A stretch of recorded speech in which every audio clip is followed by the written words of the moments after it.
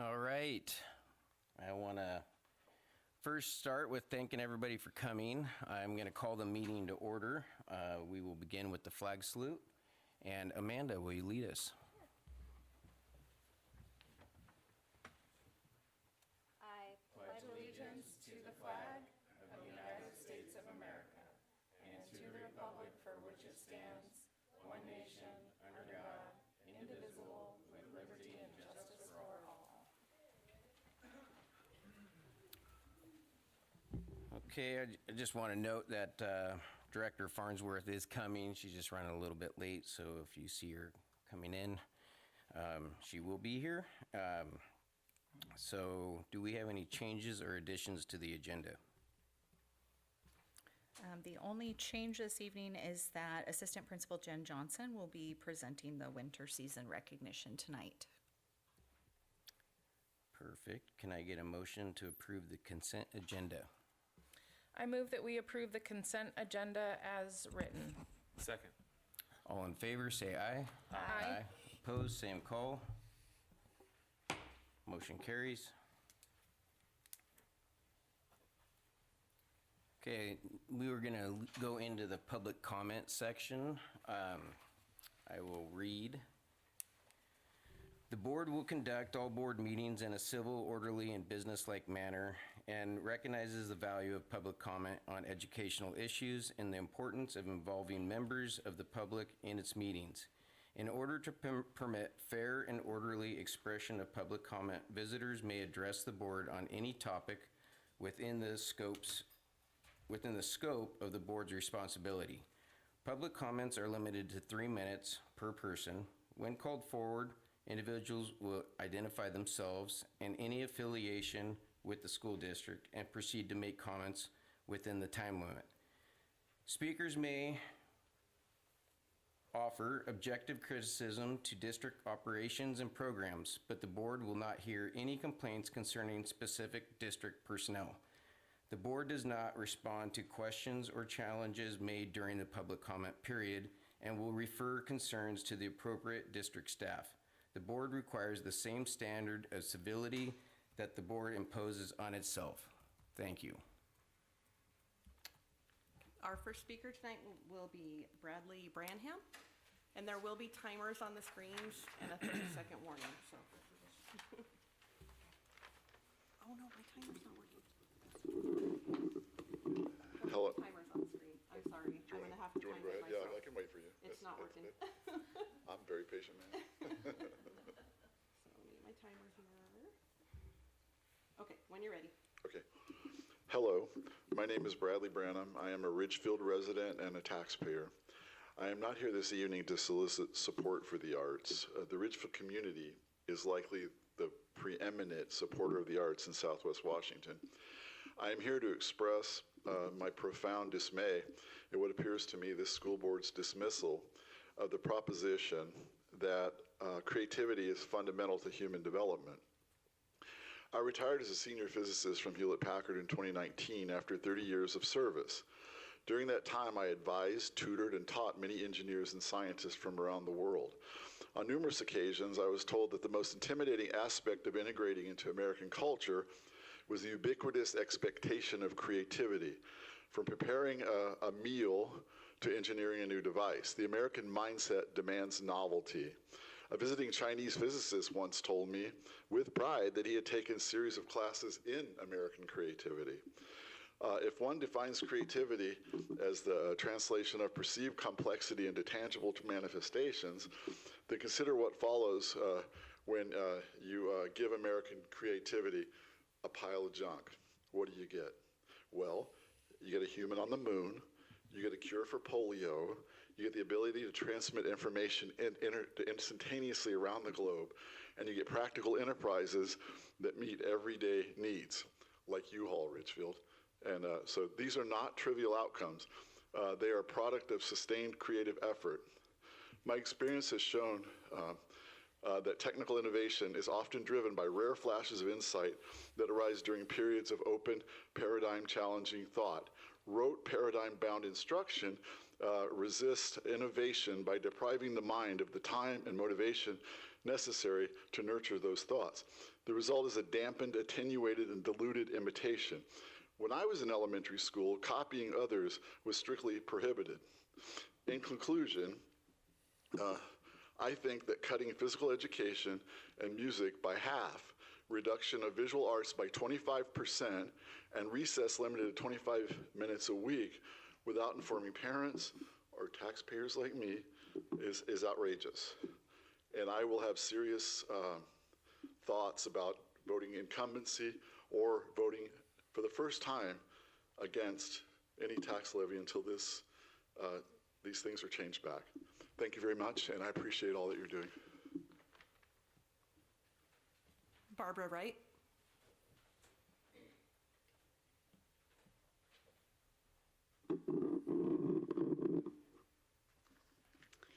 My name is Barbara Wright, and this evening I am going to be reading a letter from a volunteer in the district.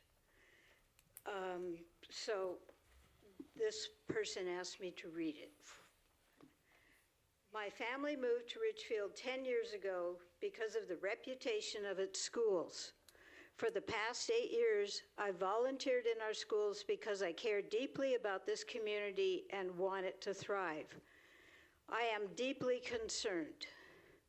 The new schedule changes will cut elementary music and PE from 74 classes a year to just 34. Reduce art time by 15 minutes each week, and eliminate 25 minutes of recess every week. Yet, the district says these changes do not cut or eliminate anything.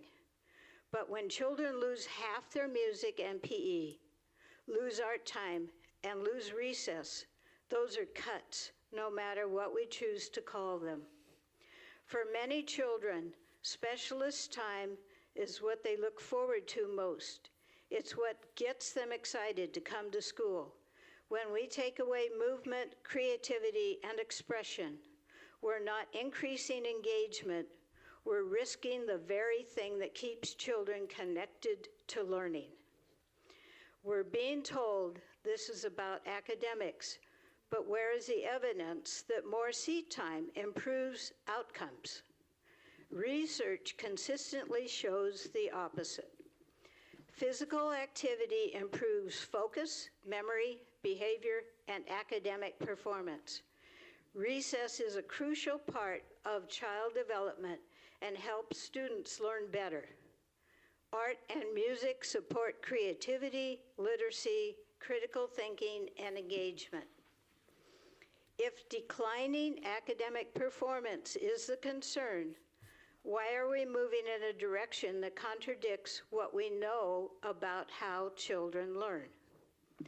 The CDC states that physical activity improves grades, focus, memory, and behavior, and recommends at least 60 minutes daily, especially for children who may not have access outside of school.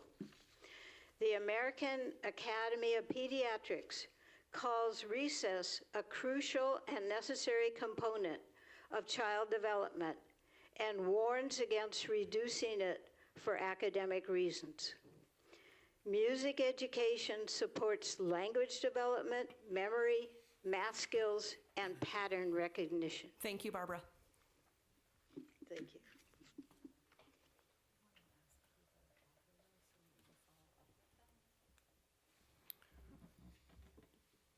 Barbara, could we get the name of the author of the letter? I don't know the name of the author. It was Just a unanimous? asked to read it. Okay. We just would like to follow up with them Okay. if possible. Okay, I'll see if I can find that. Okay, thanks, Barbara. Okay.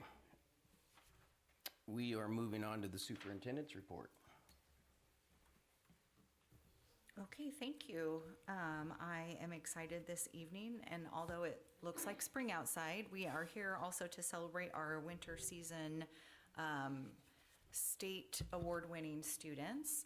And Assistant Principal Jen Johnson from Ridgefield High School is here to present the students to the board. And I hope that we'll also recognize the coaches and teachers that helped these students prepare for state. Thank you, Dr. Rodriguez and board. Good evening, and thank you for the opportunity to be here tonight and speak on behalf of Ridgefield Athletics and Activities and the Arts. We always look forward to recognizing our teams and individuals who have earned top 3 finishes at the state level. First, I'd like to invite our wrestlers to come forward. Wrestlers, if you're here, if you could step to the front. Yeah.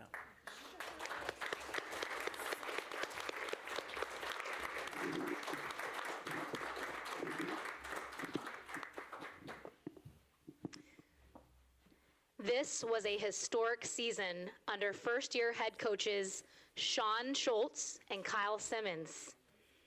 The boys team earned a 3rd-place state trophy, the program's first since 1972. Members of that team include Cesar Solorio, Lance Draper, Eddie Chamberlain, Israel Garibaldi, Colston Houligard, Mason DeRocher, Jonas DeRocher, Zane Martin, Willie Legg, Sage Mednick, Preston Javier, Nolan Carney, Jacob Koch, Dimitri Jones Morales, Benjamin Shatetsky, Brody Shaver, and Jacob Javier. We also had outstanding individual performances. Zane Martin placed 3rd, while Mason and Jonas DeRochers each won their 3rd consecutive state titles. On the girls' side, Lillian Houligard and McKenna Brower also brought home 3rd-place finishes. Please join me in recognizing this group for their hard work, commitment, and the way that they represent Ridgefield High School.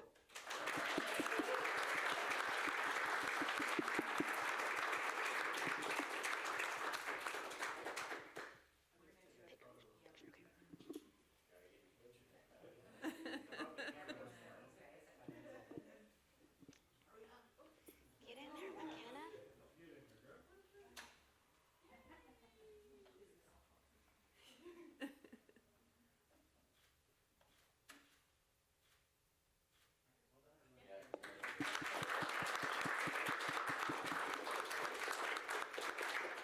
Outstanding wrestlers. Next, we are proud to recognize our Skills USA students. Skills USA students, if you're here, can you come up to the front? All right, I'm going to continue to speak on their behalf. This group is guided by advisors Jared Hunley, David Trujillo, and Sonia Andrews.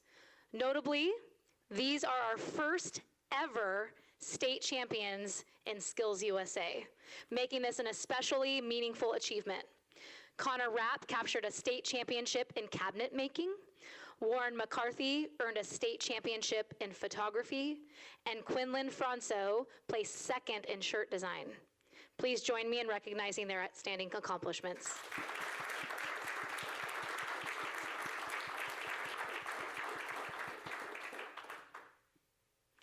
And finally, our next group to recognize is our Knowledge Bowl team. Knowledge Bowl members, come on up.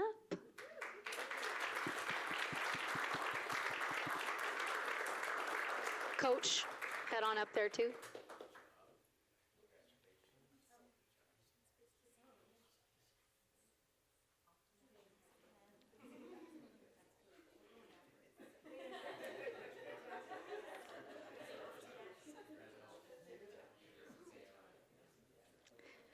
Led by the brilliant advisor, Mr. David Jacobson.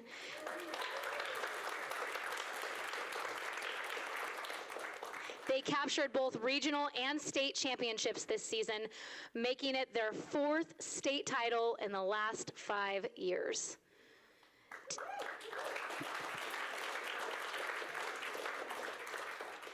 Team members include Sadie Ford, their captain and master of all subject areas.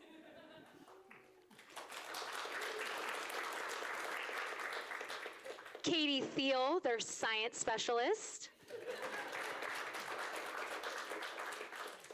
Margaret Turner, the literature expert.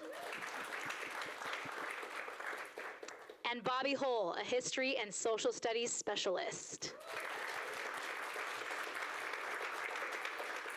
Please join me in congratulating our knowledgeable team along with all of the RHS students recognized here tonight.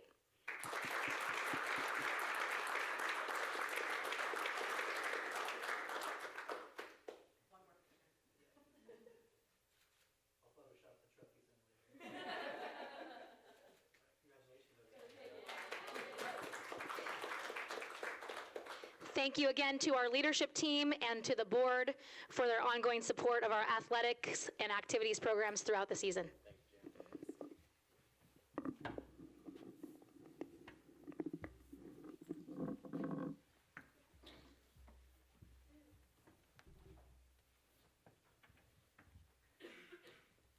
I will say that 4 state titles in 5 years makes you the most popular coach at the state competition.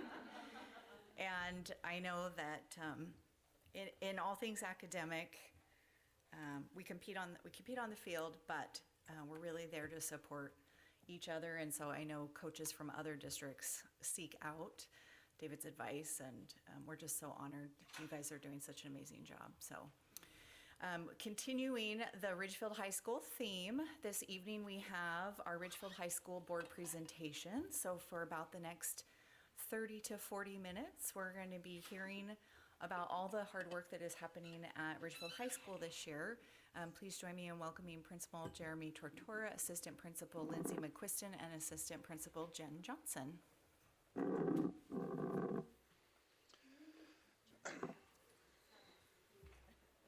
Hi, everybody. Congratulations. Yes. It's a very, very proud moment listening to all that, the success of those, and they work extremely hard. I mean, the number of hours that are put in is amazing. I'm Principal Jeremy Tortora, principal of the high school, and I just want to first thank Board President Jones, Dr. Rodriguez, Superintendent, and the esteemed board. Thank you for this opportunity to be able to present the progress, successes, and celebrations, as some of you just heard about the high school. This is a really fun moment for us. I also want to introduce the 2 assistant principals.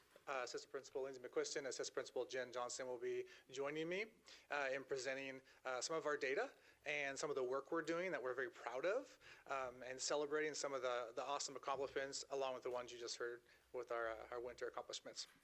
So first off, I want to make sure that we understand that while there's 3 of us here presenting today, that the work starts right there.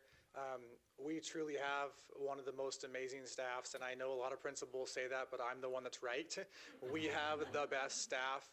Our faculty works tirelessly for our students, and I want to make sure that they get a lot of the credit of the work we're doing today. While we create the plans and we're presenting it, it really is them that are at the heart of the work. This is the picture we took the day before school started, and this poster is one that we put together, and each of our staff members wrote a promise to our students and what they're going to do, and that poster is hanging in the commons for the students to see. This is our mission. The mission of Ridgefield High School is to provide an inclusive, rigorous, and supportive learning environment where every student is empowered to meet or exceed grade level standards and be prepared for success in their post-secondary opportunities. Something unique about the high school is we're the last stop, and our job is to get these kids ready for the next level. The work that's done and a lot of our goals you'll see today is through our building leadership team, which we call our guiding coalition. It is represented by our administrators, our counselors, some specialists, and then teachers from each of our departments. It's very intentional as we bring these teachers in to make sure that there's voices from every one of our departments in the school. And so it's really important that the reason we do that is to make sure that everyone feels heard, but also that we have voice from everyone so we can make sure we're doing the work across the entire school. Data that we give to you guys every year that I know we can look up, but it's good to put up here because this really drives, when we look at this data, it drives what are we doing? Where are we moving? How are we changing? And we'll see that as you've heard from the other schools that have presented this year, you'll see that we're getting more diverse, and this is exciting, right? So as Ridgefield grows, coming with that is diversity. And so the diversity is really awesome, but it also tells us like we need to see that coming and we need to make sure that we're preparing. And so a lot of the work you'll see presented today is preparing for some of that growth and diversity in our building. This is our data from OSPI, our report card. And something that may be a little bit different, the high school, our measuring stick is our Smarter Balance test and our science test. And when you see this data, there's now 2 levels of data that you're going to see here. And so the state has gone to using what's called foundational learning. So when you look up on OSPI for the report card, you're going to see foundational learning data. This goes with the first part of our mission at the high school, that every student is learning at or above grade level. That is that number right there. So in those content areas, if they are proficient at grade level, you'll see in the bottom, it indicates that a student has showed foundational grade level knowledge. So if they're learning at grade level, which is our mission, then we know that's our number right there. They take these tests as 10th graders for ELA and math and as 11th graders for science. The other one, proficient learning, is the second part of our mission, and that's college readiness. And so if they're learning at a level that shows that they're ready for college, that's that number there. So it's good to distinguish the two, whereas we want every student to be ready for college, but we also want to make sure every student's learning at grade level. And so we do use that first column to measure measure their grade level standards, and the second column to measure college readiness. One of the measurements that contribute to 5% of our school improvement growth score is 9th grade on track data. This is one that's really important to us. A lot of the work you're going to see that we are working on and moving into next year is around being proactive instead of reactive. And this is a really important part of this. We're starting a 9th grade success team next year. We have individuals already selected for that to really focus on our top 20 at-risk incoming freshmen using data and partnering with View Ridge Middle School to identify those students who are most likely not to be on track, and being proactive, establishing strong partnerships with adults in the building, putting them in similar classes with similar teachers, and having that team meet to provide supports around those students, finding out what works, what's not, and how do we support them. We believe, and research says, that if students are on track to graduate after 9th grade, the likelihood of them graduating is magnified. So we're doing a lot of work with the 9th graders working at the foundation this year. Dual credit is also an area that contributes to 5% of our school improvement score. This is really important to us. We believe that, well, college is expensive, and if we can give kids the opportunity to earn college credits here in the high school, we're gonna make that available to them. So the areas in which you see that over the years we have improved, we're moving from 26% 4 years ago up to 53%. We've doubled. I believe that next year that number is going to be even higher because of the work that we've done. I want to thank Dr. Rodriguez for really supporting us in this area, and we've done a lot of work to get this going. Some of the examples of dual credit courses are AP courses, college and high school courses, and CTE courses. We have 6 teachers currently that are in the application process to be certified college and the high school teachers, teaching the same courses that we're teaching in high school in conjunction with the standards that the university requires, to give our kids the opportunity to sit in a high school class and earn college credit. And we want to get those kids out into college with college credits already done so they can afford to finish their college career. We're proud of that. We also, you'll see that we have an increased number of CTE courses next year, which is going to be an increased number of CTE students, and that is going to be contributing to the dual credit opportunities as well. This is one of the indicators that we'll see that we are using to do a lot of the work around the high school next year and a little bit this year. This is a measurement of our English language learners and their progress. So English language learners are expected to make annual progress. This is the measurement that OSPI gives to us. There's an annual test, the WIDA test, that we use to measure the students making progress on their language acquisition. These numbers are not where we want them to be, and we know that. And you're going to see some of the work that we have going on this year and really, really going into next year. We really hope to see those numbers change. Once again, we're trying to be proactive, but we see the data here in front of us, and as we see that growing population of multilingual learners, we have some things put in place that we really believe we're going to see those numbers grow. Another one that contributes to our school improvement score is our student attendance. So this one is the percentage of students that are regular attendance. So this is no more than 2 absences on average a month. We've seen that there's been a little bit of a dip from last year overall in our attendance as we've been growing over the years. The one line that you see that is continually growing, we're actually really proud of, and that's our students with IEPs. There's been a lot of work with our amazing case managers to really make students with IEPs successful, and that I think is contributing to them wanting to be at school more often. I think that we're creating a place where they feel like they can learn and they can do this. It's a can-do attitude. You'll see that in the work that we're doing, and as a result, they're showing up. Because we know that if you go somewhere and you're not good at it or you can't do it, you don't want to be there. So if we can get them a taste of success, they're going to show up. So you're seeing that number going up, and we'll continue to work on our student attendance. Graduation rate, in a state comparison, we've always been fairly high, but we've continued to grow. You see the all students in that black line. There are some that go up and down. Some of those groups are smaller samples, and so even if it's just a couple, one or two, you'll see a pretty big change there. But once again, I want you to look at the line on the bottom, that dotted line. Our students with IEPs from almost just above about 55% all the way up to almost 80% and graduating. Yes, a little bit of a dip last year, but we're continuing to work on that, and overall the trend is moving upwards. We're really proud of those students. It's been a pretty heavy focus on our special education department and making sure those students are successful. So with all of that data, our guiding coalition team that we presented earlier comes together and develops some priorities. And the 3 priorities that we had for this year fall around one that aligns with the entire district, which is math scores. We've aligned that district-wide, and you'll see that we'll do some work on math scores. Assistant Principal Lindsay McQuiston will present some data on that in a little bit. Priority number 2 is around the effectiveness of our PLTs, which we believe really is foundational to the work that we do in all areas, and you'll see how we think that is going to contribute to increased scores across the board, and also supporting students with disabilities and our Hispanic and Latinx students as we see that growing population. And then number 3, this I think is one of the most foundational pieces of high school. We go into an elementary school, I feel like they're all excited to be there every day. If you go into a high school, it doesn't always look that way. But we have control over that, and we can change that. And so a lot of the work that we're doing is we really want to create a place where kids want to be.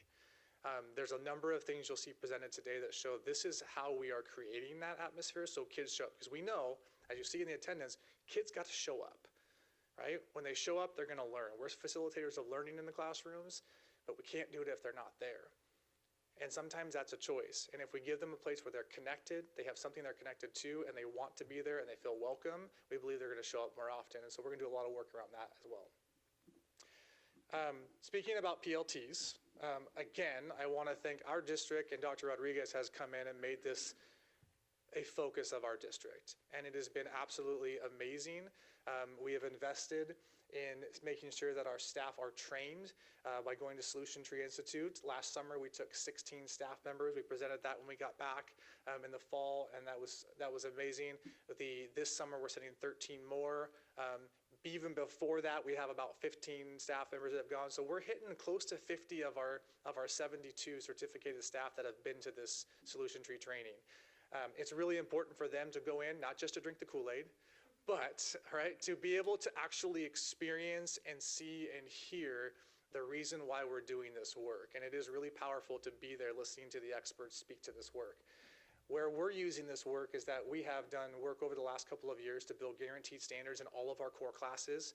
We actually are expanding outside of our core classes. As you know, in the high school, we have a lot of different courses. So to build the guaranteed standards for every single course is going to take some time. We are done with our core classes. Those have been built. Now we're expanding out into our other elective courses and other singleton courses that we have. Our PLTs work in regular cycles of inquiry.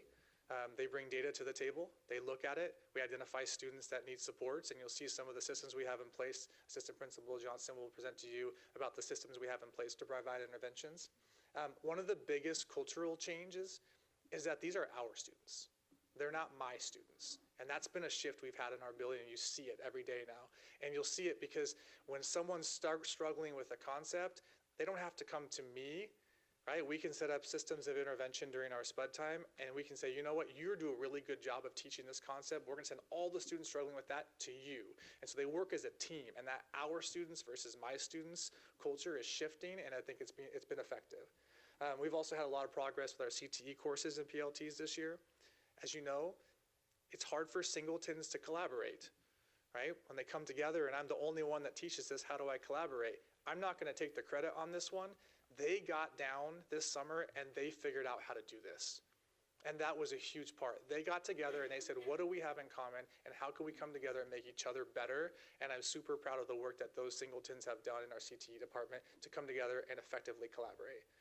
And then one of the, when we do have really successful PLTs, we have them present, because if you're doing a really good job, tell us how you're doing it, and that's been really helpful. So we identify the ones that are doing a really good job, and throughout the year they'll present to our staff. And finally, one of the things that was Principal Mansfield at the middle school and I got together and said, you know what, we are really lucky in a small town to have one middle school and one high school. I know that may not last forever, but right now we need to collaborate, because we need to understand what's coming up to us. And so we took a PD day in February, a half a day for 3.5 hours, and our staffs got together and collaborated. So we got together and our history teachers meeting with their history teachers, our science with their science, and they came away and the results and the feedback from that was amazing, so much that we're doing it every year if we are continued to allow to have the capacity to do it. But it was really great feedback from staff. They really loved it, really helped each other out, learned a lot about how do we transition 8th graders up to the high school. As I hand this off, I want to say that the work you're going to see that we're doing, that we've been doing, revolves around these two foundational pieces. The PLC 4 questions. We get together and within those PLCs, you're going to see that, well, PLTs, we call them individually at the high school. But we are a PLC as a whole at the school. But these 4 questions: what do we want students to learn?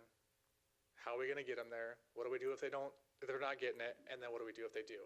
Those are those common questions that you ask any of our teachers, are going to know. That's the foundation of what we do. And so when you see this work, this is where it starts. Then it translates into our other foundational piece, which is our RTI system.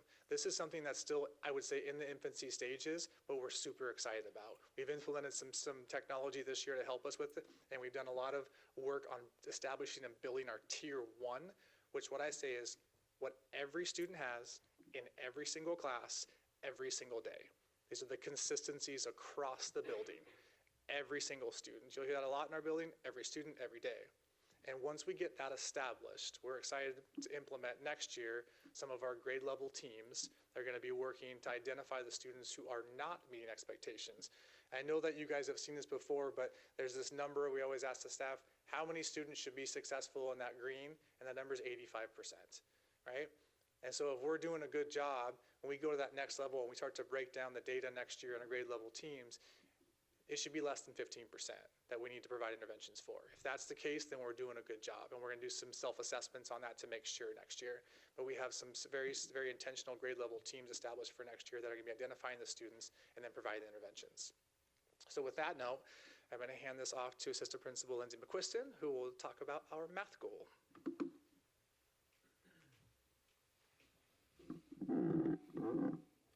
Thank you, Principal Tortora. I'm very excited to be here to talk to you guys about math. I've spent the last 4 years getting to do a lot of amazing things at the high school, but the math department is really where my heart is at as a former math teacher, so I'm excited to talk to you guys about all the amazing work that they are doing and have been doing for the past couple of years. Our goal number 1, so in mathematics, by the end of this school year, we hope that Ridgefield High School will increase the overall math proficiency from 42% to at least 50%, while also reducing the disparity gap between low-income and non-low-income students by at least 5%. The progress will be measured using the Smarter Balance assessments and interim benchmark data.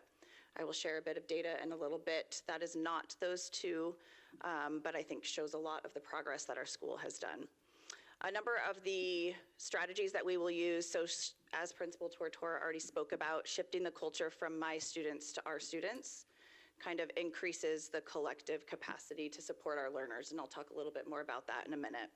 A focus on guaranteed standards for every student every day. Our math department is really locked in and in line with each other on what they're teaching, how they're teaching it, and when they're teaching it to their students. Collaboration and targeted interventions implemented during spud time.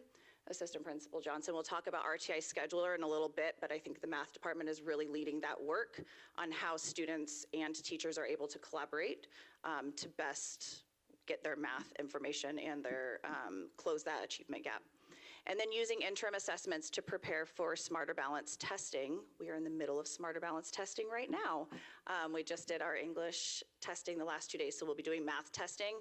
We intentionally pushed that off until the month of May so that they had even more time to learn some of the content that they need for that. The district really is committed to increasing the math understanding, K-12, which I think is really exciting, and an 8% gap, closing that in 1 year is very high and going to be very challenging for us, but I think it's a lofty goal, and I think our math department is really committed and has been committed to ensuring that that happens. So this is a chart that just kind of breaks down what the disparity gaps are. There's a couple of areas that we as the math department know that we've been wanting to focus on. The scores are obviously lower on the Smarter Balanced Assessment for many of these areas than we want them to be. I will say that the state average is about 40.7%, so we are a bit higher if we're looking at all students than what the state average is. But we do definitely have some significant gaps in the Hispanic, Latinx, and the low income and student with disabilities. So there are a number of things that we are doing that we are targeting some of those areas. Now, one of the realities of being at the high school is we have students that have matriculated through us up through 9th grade. And we're having students that come to us that are significantly behind, as in like 1st to 4th grade level in math. So it's a huge pull for our math teachers to get these students up to standard and performing well on the Smarter Balance assessments. But we've been really intentional at the high school to provide supports for a lot of these students. So having specific classes and resource classes, so we have an algebra support class and specific resource classes for our special education students that I think is really starting to close that gap a bit for some of the students that are coming to us significantly lower.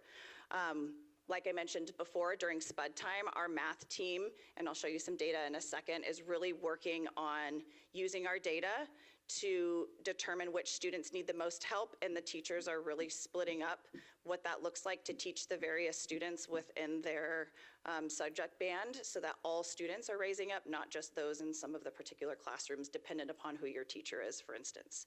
And then we also have an after-school tutoring program.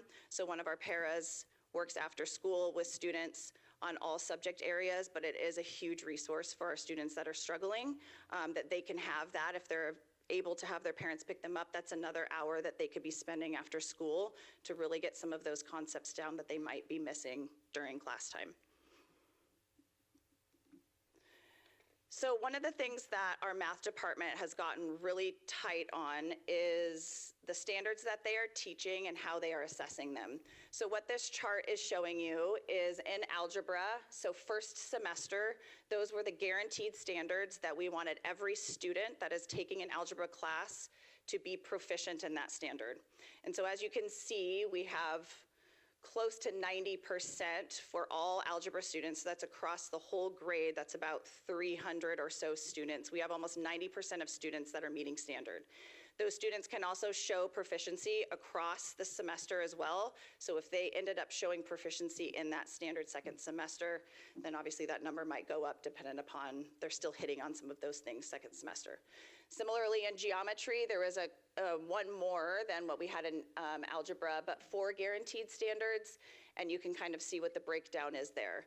One thing I will note is that, for better or for worse, geometry was one of the highest number of Fs at our school. That and US history had the most number of Fs last year, and it's been a big thing that our math department and I have worked on a lot, is what can we do specifically in geometry, because that is 10th grade, and those are the students that are going to be taking the Smarter Balance test. What can we do to really hone in on what they need to know, what are the biggest things they need to know, and how can we ensure that they know them?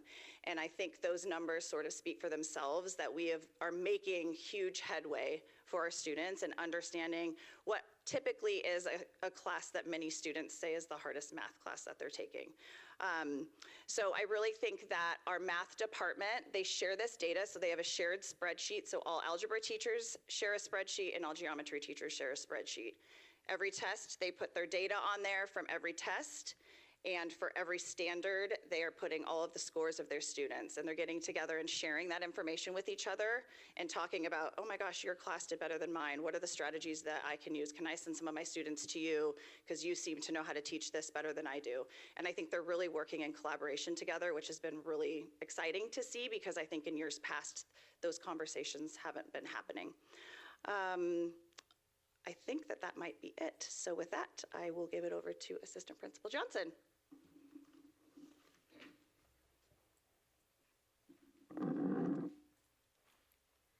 Thank you, Assistant Principal McQuiston. As a former English language arts instructor, I'm going to speak on behalf of our school improvement goals in the area of English and language arts.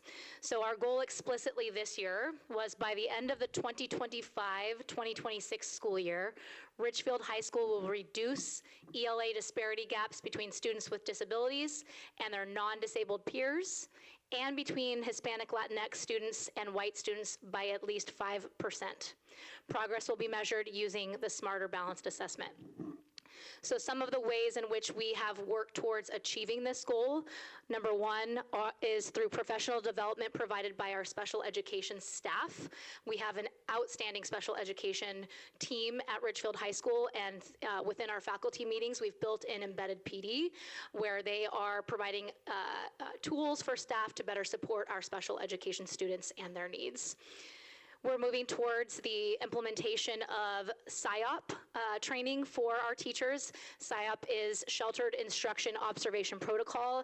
It is a strategy, or it is a system for ensuring that we're supporting our students who are multilingual learners. It really is just good teaching for all students, so we're really excited to implement that. And we began doing so this year with the support of our multilingual specialists in building.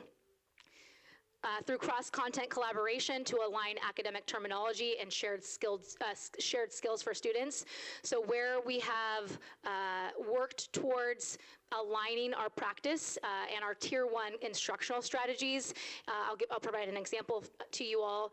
Our social studies teams and our English language arts teams, who both support heavy writing or writing heavy content areas, are looking for common vernacular and common vocabulary to support alignment across content areas. And so teams are having those conversations. The same is true for our math and our science departments as well. We are conducting regular data cycles to implement targeted interventions during SPUD time, and I'll speak a little bit more to that when I talk about RTI Scheduler.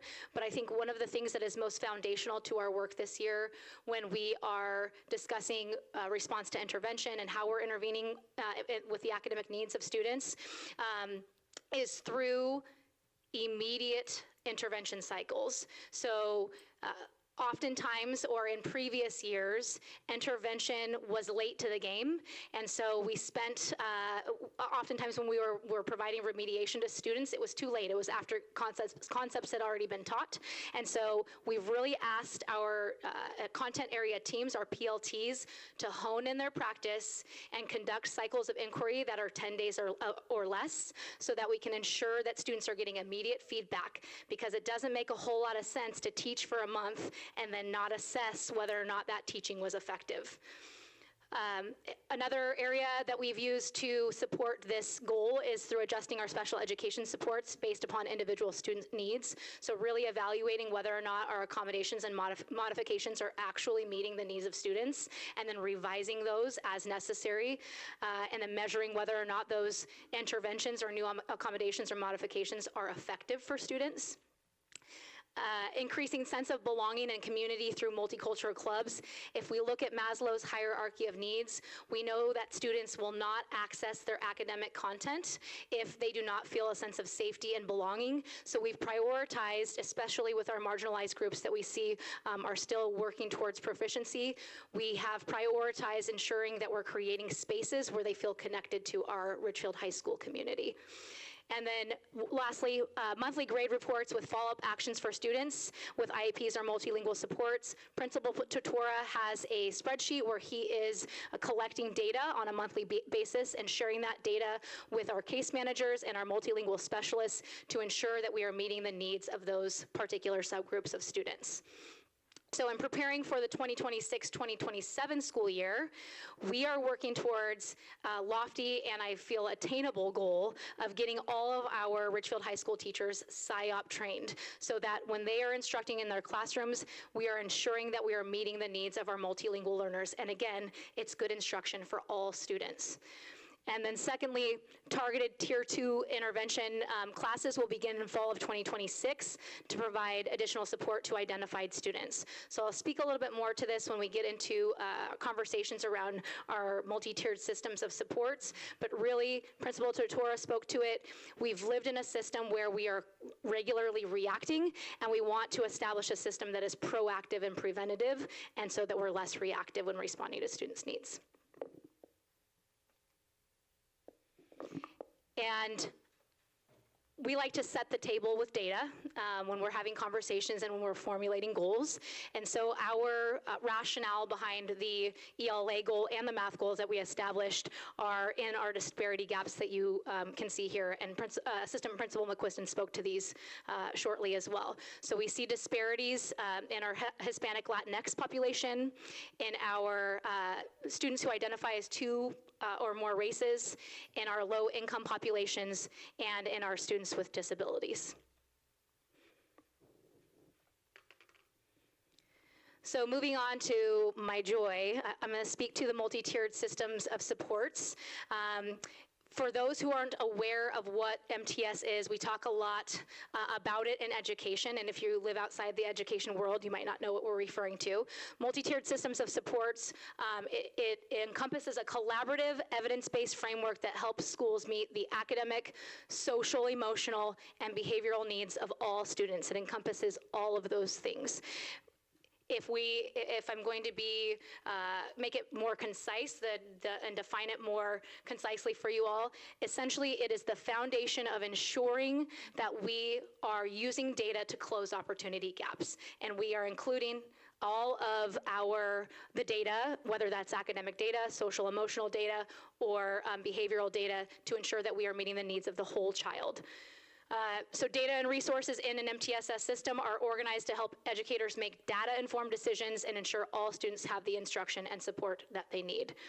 So our progress this year, really we're in the foundation of establishing a robust MTSS system and team, and our focus has been on Tier 1 implementation of MTSS. So what we did as a guiding coalition, which Principal Tutora spoke to at the start of the presentation, is our guiding coalition conducted something called the SAMI. It's a self-assessment of MTSS implementation to see where we land, what our strengths are, and what our opportunities for growth in terms of establishing really strong Tier 1 foundation. That process allowed us to collect a lot of data, and through the process, we established some goals that will help drive our school improvement planning going forward. And then to complement all of that, we implemented RTI Scheduler this year. It was something that I had some familiarity with when I was at View Ridge Middle School. It is a software that allows us to ensure that we are providing timely and targeted interventions and enrichments for students. It makes the process far more efficient, and we've got some excellent feedback from staff as to how this is supporting their instruction, especially when it comes to Tier 2 and Tier 3 supports. So we established that at the start of the year. We got through a little bit of clunkiness, and now that our staff has it on lock, we really have grown substantially in terms of ensuring that our regular cycles of inquiry are producing timely and targeted interventions for students who need those interventions.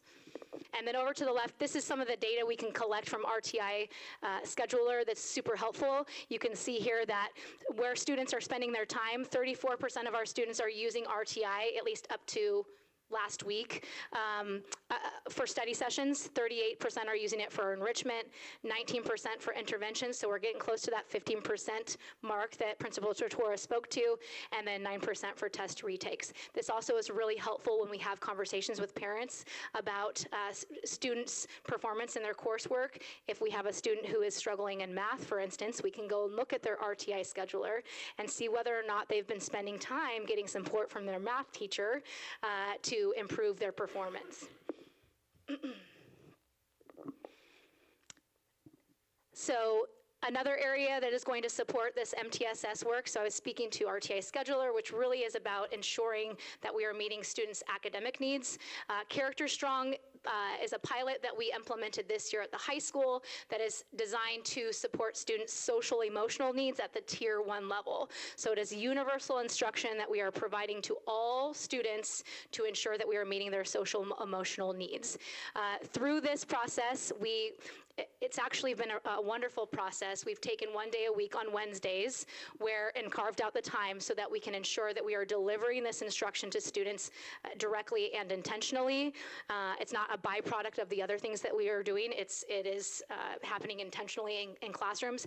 And again, we know if students' social emotional needs are being met, they are more likely to access their academic education as well. So we have piloted 15 lessons this year. There is the opportunity to expand that going forward, dependent upon need, but we wanted to make sure that we gave staff some scaffolding and allowed them to learn about Character Strong and how to best implement it, and then collect feedback for them about how we're going to move this practice forward in the upcoming years. We also conducted social emotional screener in February 2026 to elicit data as to what the student social emotional experience is at our school and what interventions we can supply building-wide to support our students' social emotional learning and experience. And then we'll be supplying another screener in May to help identify students' needs social emotionally. Going forward in future years, this is a screener that will be conducted 3 times per year, once in the fall, once in the winter, and then once in the springtime, so that we can use the data to then implement systems, measure whether or not those systems are working, and then make changes to the system as needed to ensure we're supporting our students socially, emotionally. Tier 2 implementation will begin in the 2026-2027 school year, and likely also through our spud time opportunities. They won't just be specific to academic support. We'll be looking at how we can use our spud time to provide social, emotional, and behavioral interventions as well. All right, and the best part, so student involvement. Again, I spoke to earlier the fact that students need to feel a sense of belonging and connectedness to our building in order to access their education. Research supports that. And so some of the things that we've done this year to expand opportunities and really specifically for some of the subgroups that we know need that connection is we have introduced Fuerza. Fuerza is an affinity space for our Latinx community. We have introduced APISU, our Asian Pacific Islander Student Union Club. Again, increasing opportunities for all students from various backgrounds to connect to the Ridgefield High School community and feel as though that their voices are heard and part of our decision making. And then more broadly, we offer 30 extracurricular and co-curricular clubs to allow students to stay connected to school outside of simply academics and athletics and the arts alone. We have 21 athletics teams giving students an opportunity to participate, and we have over 800 student participants in these activities and athletics and extracurricular opportunities that we are offering, which is a large body of students and about 3/4 of the students that we serve. And so always striving to increase that number, to increase that connectedness. But that is a goal going forward, and the impact of that has been priceless. The last thing that I'd like to speak on is going forward, we're working towards implementing senior exit interviews so that we can gather data on the student experience for those who are leaving our community or leaving our system to ensure that student voice is a part of the decision-making process going forward. board. So with that, I think I've covered most of it. I'm going to turn it over to Principal Tortora, and here you go. Thank you, Assistant Principal Johnson. Fantastic job. Yeah, we're excited about senior interviews. We don't know what it's going to look like yet. We're going to dive in. We were talking today about how are we going to do this. We know we want to do this because we know we want to get feedback from students, right? If our focus is, are you connected? Do you feel like you belong? Do you want to be here? The best people that know the answer to that are the students, right? So we want to get back from the students, say, how was your experience? So that's really important part that we want to get going. We're going to do a little bit of it this year and get more kind of a pilot this year, and then we're going to get a better system implemented next year. I'm gonna end with a couple of slides about some celebrations, something we're really excited about. We talked a little bit about some of the new class offerings we have around CTE and dual credit. And I just want to say, like, I hear so often from public, and not necessarily Ridgefield public, from public, that our kids are not job ready, that our kids don't have the skills, that our kids don't have the ability to step right into a job. And if you remember back in our mission, that's our mission. And so we have a duty to do that. And so we have to look at this and say, okay, how do we get there? And while the academics are the core and the importance of it, we have the opportunity to blend academics with those job-ready skills by increasing the number of CTE courses that we offer at our school. Dr. Rodriguez has done a wealth of work in this and partnering with us to make sure that we do everything we can, as long as also with Jill Nienhouse, our CTE director, to really focus on how do we increase the number of seats in our building that our students can not only have their academics, but also their job-ready skills. And those of you who are wondering, what is a CTE course? Exactly what I said, and it's a blend of the academics, job-ready skills. The best way to say is this: when you break down the three components of the standards, the guaranteed standards in a CTE course, there's three categories. You have knowledge, which I think in every academic course we have knowledge. There's a knowledge of the content in that course. The second standard is skills, right? You have to perform something. They're doing something. So they're not just learning information, they're doing something in CTE courses. And the third one is employability. So if the public is saying our students aren't employable, that's a standard that we need to address. And so through CTE courses, we can address that standard of employability. With that, we have 3 times a year, we have an advisory committee. And we have 32 community members and business owners that come to this advisory committee. And they bring a wealth of knowledge, because if we want to know, hey, how do we prepare our students to work for you? Who do we ask? We ask them. And they come and they share with us. One of the most fascinating presentations that they do is, where is the demand, right? Where are the job demands, specifically in Clark County? One of those #1 top job demands in Clark County right now is healthcare. We also match that with our student interest, which is healthcare. So you'll see that we're actually going to continue to build our health sciences pathway and our CT pathway to make sure that we have students that are prepared to enter those jobs. And finally, wrapping it up, we look at, what do we get out of CTE? Well, field experience is one of the biggest ones. Go out and do the work. We've had a lot of celebrations and a lot of, Joe's been a great job of getting this stuff onto our social media and showing our students that have served at the Ridgefield Early Learning Center, our child development classes. It's been awesome. A lot of those students want to go into teaching, and it's really been awesome to give them the opportunity to experience that. Also, if you've driven on the new roundabouts that are almost all done, right? The one on Discovery Drive, the one that early entrance into Costco right there, that welding work, the metal work that was done there was a partnership with a local company in Ridgefield, as well as our students did the final weld. In that process, 2 of our students got offered jobs on the spot.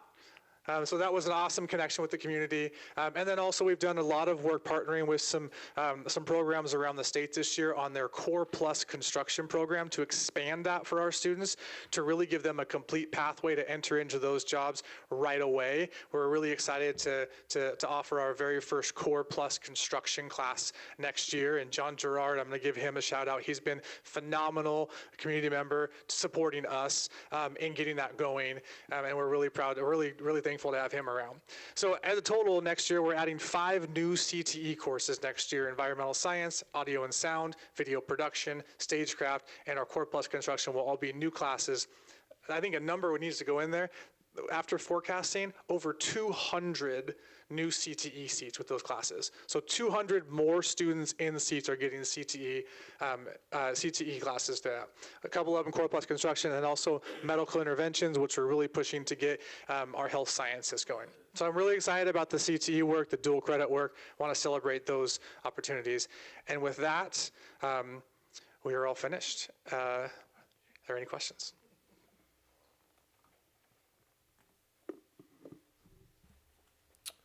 First, thanks to the three of you for all the data and insight. Principal Tortora, I was encouraged by your freshman slide that showed the percentage of passing all classes, I believe. Is that the one? That is, yeah, 9th grade on track. Yeah, that showed a steady growth since the start of COVID. Can you attribute that success to anything specifically? Or, I mean, it's cool to see that going in the right direction, but just curious if there's more color there.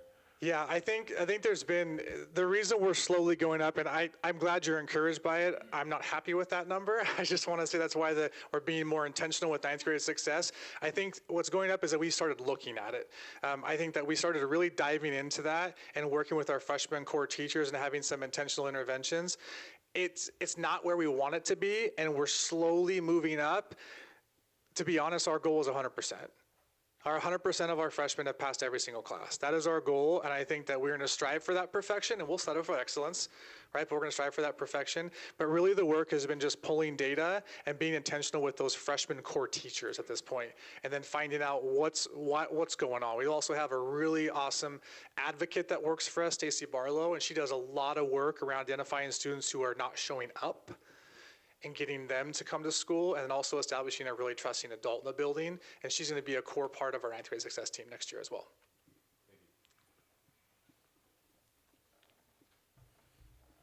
I feel like I have a lot. Thank you for your presentation.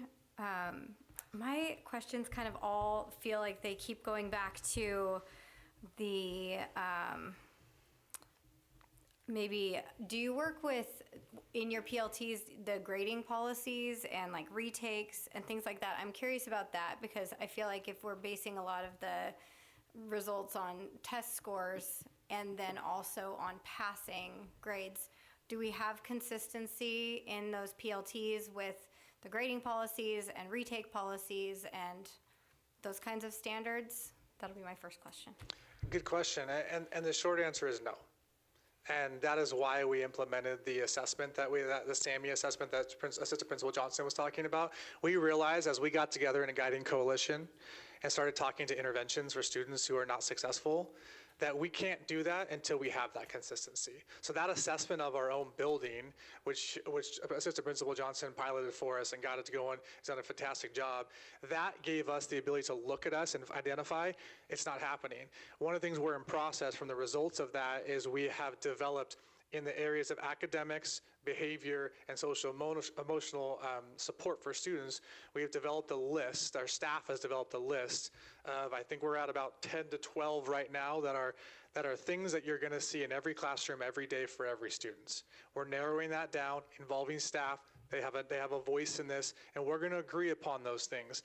Some of that has to do with consistent grading practices. Some of it has to do with multiple opportunities to assess. And while we know that some of us value those things, a lot of us value those things, it's not consistent. And so that work was getting us consistent. And what I promise you'll see next year is you'll see more alignment and consistency across all courses in those very areas. Okay, that was, yeah, go ahead.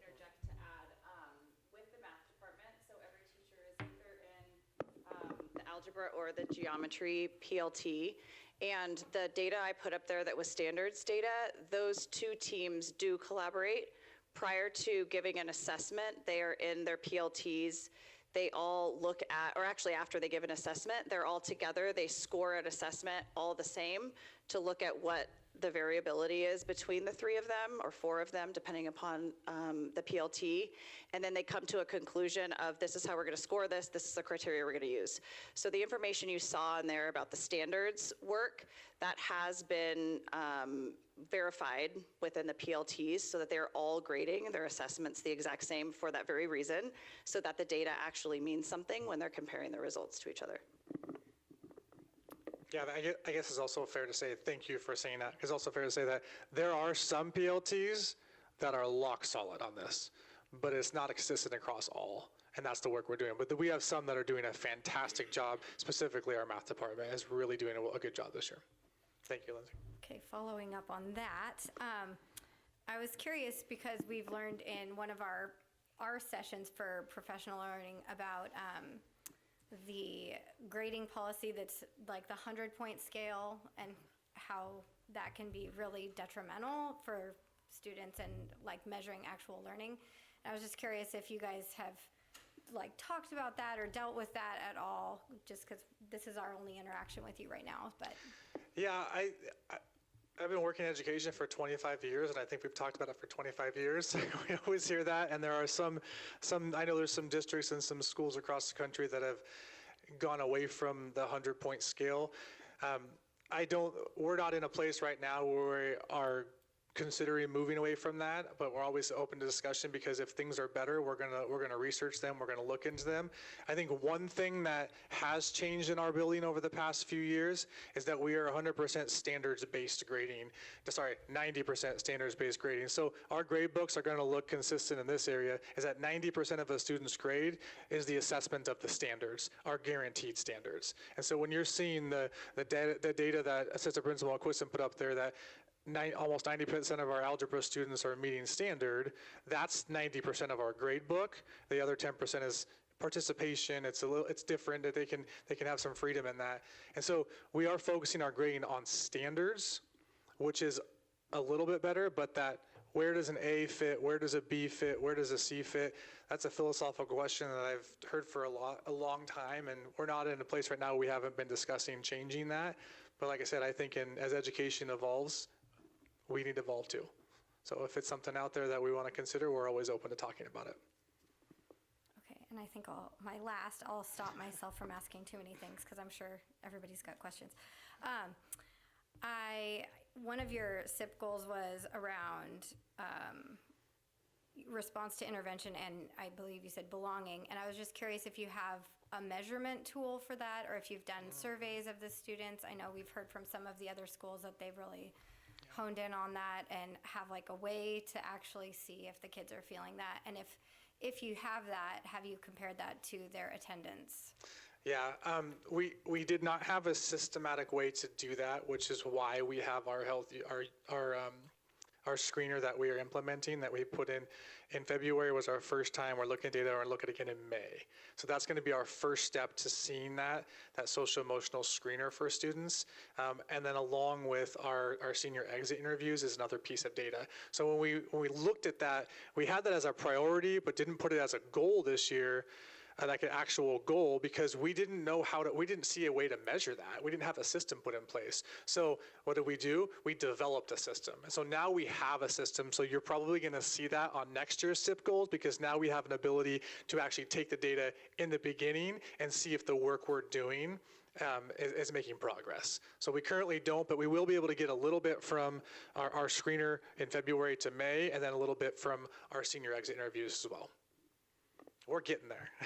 I'm glad you asked that question because we're asking the same questions. That's a good one. Yeah, just thank you for all the work. I really I like that you guys are keeping all of your work collaborative, and it's exciting to see that you feel like you're making progress with the kids. So thank you for that.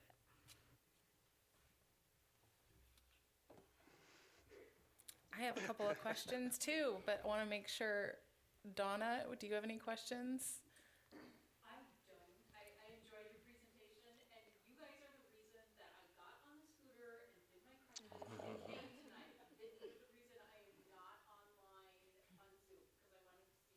Oh, thank you. Thank you so much. That really means a lot. Thank you. That's awesome. First, thank you all for the work that you're doing and for presenting about it tonight.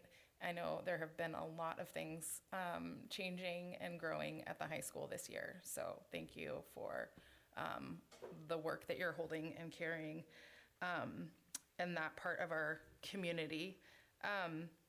I came thinking I wanted to ask about attendance because that has been such a big part of previous year high school presentations.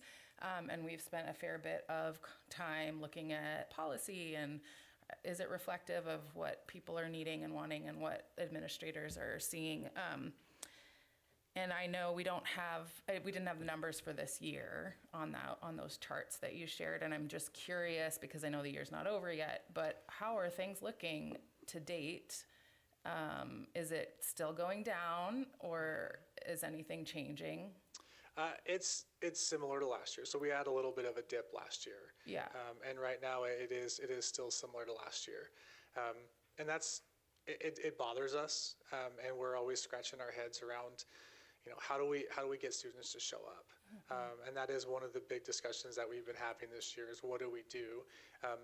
We believe that it needs to start foundationally and that we can't be reactive. We talked a lot about we're trying to be proactive with these things. So how do we start from the bottom? And you'll see a lot of stuff we talked about is we want to give students a place where they want to be. We really, truly believe in that. And research says it's going to work. We're going to trust that it's going to work. We need to give them a place to be. And so where they want to be. So we're hoping that's going to help. Attendance is always a really difficult area to try to figure out how do we as a school address that. And there are some things we talk a lot at our building with our staff fields too, and we talk about our circle of control, right? And there are things within our circle of control and there are things that are outside of it. And attendance falls in both, right? So there are things we can do and there are things we're working on to always make sure that students want to be there and they're showing up, because we know that if students aren't showing up, we can't facilitate their learning.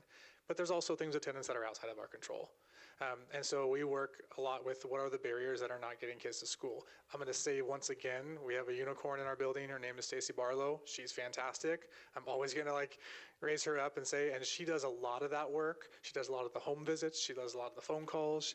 She builds relationship with students. There are students that had attendance below 30% last year that are now above 50, 60%. And so those are reactive. Right? But you'll see the work in that sense of belonging and creating a place where students want to be is going to be proactive. So we are working on that. And if you have any golden ideas, just I appreciate that. And I just, me as an individual, the approach that you're taking around making school a place where students want to be makes the most sense from my perspective, versus creating a punitive environment where you get, just bashed over and over for not coming. So I just, the approach seems like it makes sense in the long term. I was curious more than judgy about whether or not anything has shifted. It's okay. I'm self-judgy in this area. So I'm like, we gotta do something. We so do, okay. right? We need to hold ourselves Yes, accountable as leaders in the institution to do the best we can to get kids to school and provide opportunities and experiences that they want to engage in. So it's a both and from my perspective, but I just was curious about that. I also wanted to say thank you for breaking down attendance data by subgroups, because that is a question I've had for other buildings when we haven't necessarily seen that. And I know talk previously has been how that attendance data also reflects similar disparities around some of the outcomes that we're trying to achieve. And it was on my mind because of some other school board presentations we've had in with other districts, particularly around our Latinx communities. And I've been curious and wondering if that part of our community is having a harder time feeling like they can come to school, just given the climate that we're in. And I imagine yes. And I saw that a little bit, but I was curious if that was also similar. I had another school mention that they offered some online kind of, I know we have Wisdom Ridge. I'm just curious if there has been some work around that in terms of the particular moment we're in, not losing students that might not be feeling like they can come to campuses. Is that part of that unicorn person? I think it falls in. Well, I would give that to our counseling staff. So, and also our unicorn person, Stacey. But I think those conversations, and then I'm going to give credit to our district as a whole, Susan Smith especially, and coming together and being able to develop accessibility, I'm going to call it, to Wisdom Ridge. And really, we have Wisdom Ridge say, we have an online school. it's just not just a side online school. We have over 70 students that share our schools. And so it's something that I think speaks exactly what you're talking about, where students can access if they want to, and not just all day, but one class, two class. We're even saying, like, if you want to take all these classes and you can't fill up your schedule, you can take one more. There's all these opportunities. So it's creating options and opportunities for students when they need it. And so I believe it will serve that exact same population you're talking about for that reason.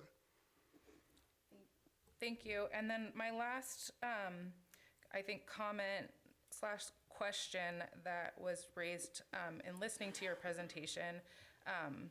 I love that there's so much work towards all the different pathways for success after school, and the conversation that sounds like is being had around employability and different skill sets. One of the things that continues to come up in conversation are how the needs for what are our skills needed for people in the workforce are shifting as the economies change.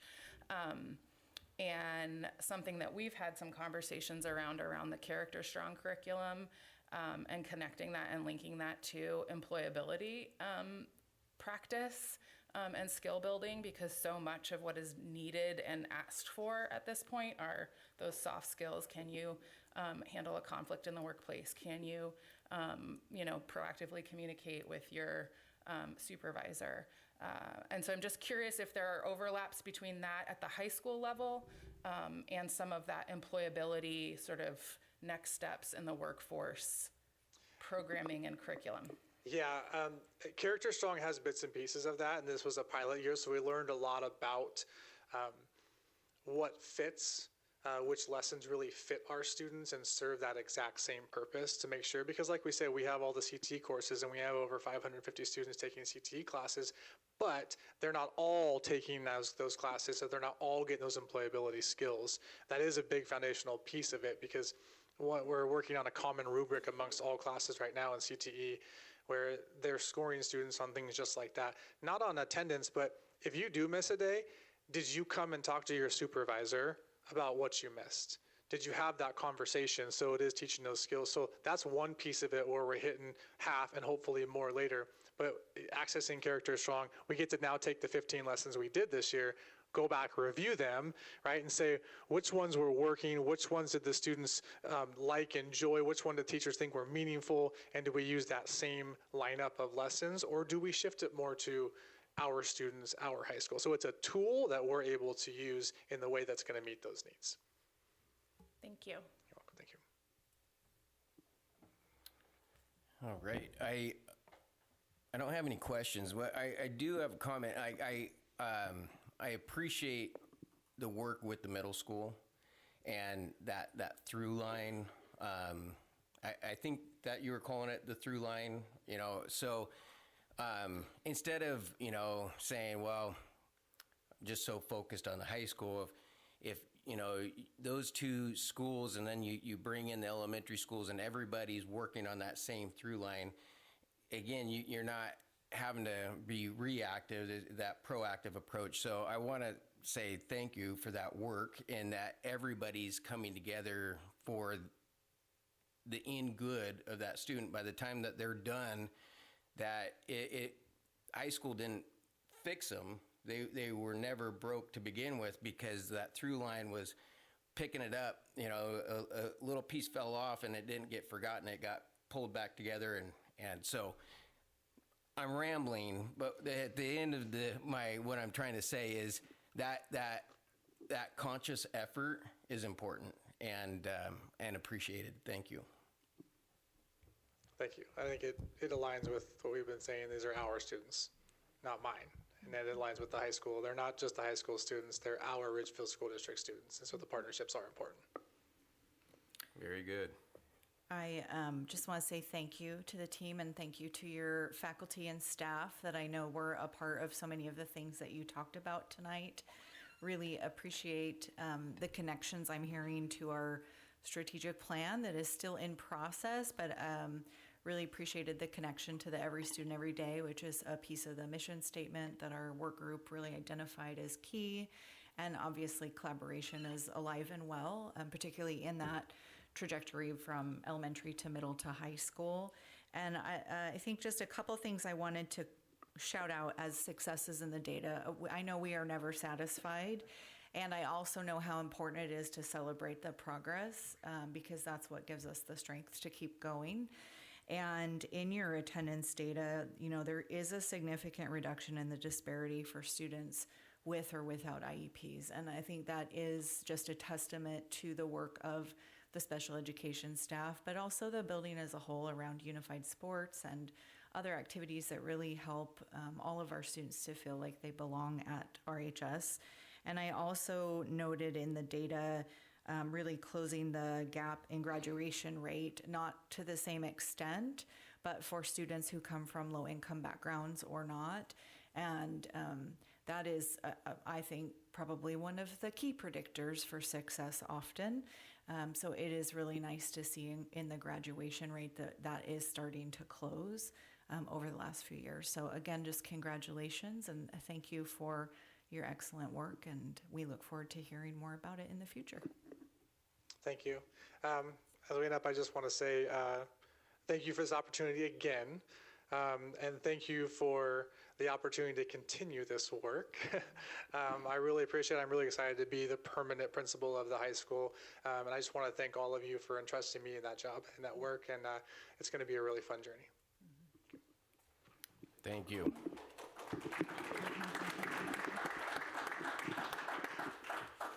I had just one more question. I would really love to hear how how everybody's goals turned out, because I know they're all the metrics are based on end of year results, and I feel like sometimes maybe we just as a board get to the next year's stuff. So I would really love to just hear, because now I feel very invested. I want to cheer you on. You got your 5%. But if that's possible for us just to get a little report out, it doesn't necessarily have to be in person because I know people are busy. But I'm going to be waiting with bated breath to see how everybody. Yes, it takes a little bit to get the final scores from the state. We will start getting preliminary trickling in the next month or two. The final scores, they have to certify them and all this business. So it is typically the start of the next year, but we'd be happy to come back in the fall and share where did we land before we jump into the next set of goals. Okay, up next, we have our monthly financial update with Executive Director of Business Services, Paula McCoy. All right, welcome this evening. Just a short report today. I'd like to say a lot has changed, but fortunately, our budget is still on track with where we have been this last month. We are going to talk a little bit about some changes in how we're presenting some of our enrollment data. But overall, our enrollment is pretty close to where it was the past month.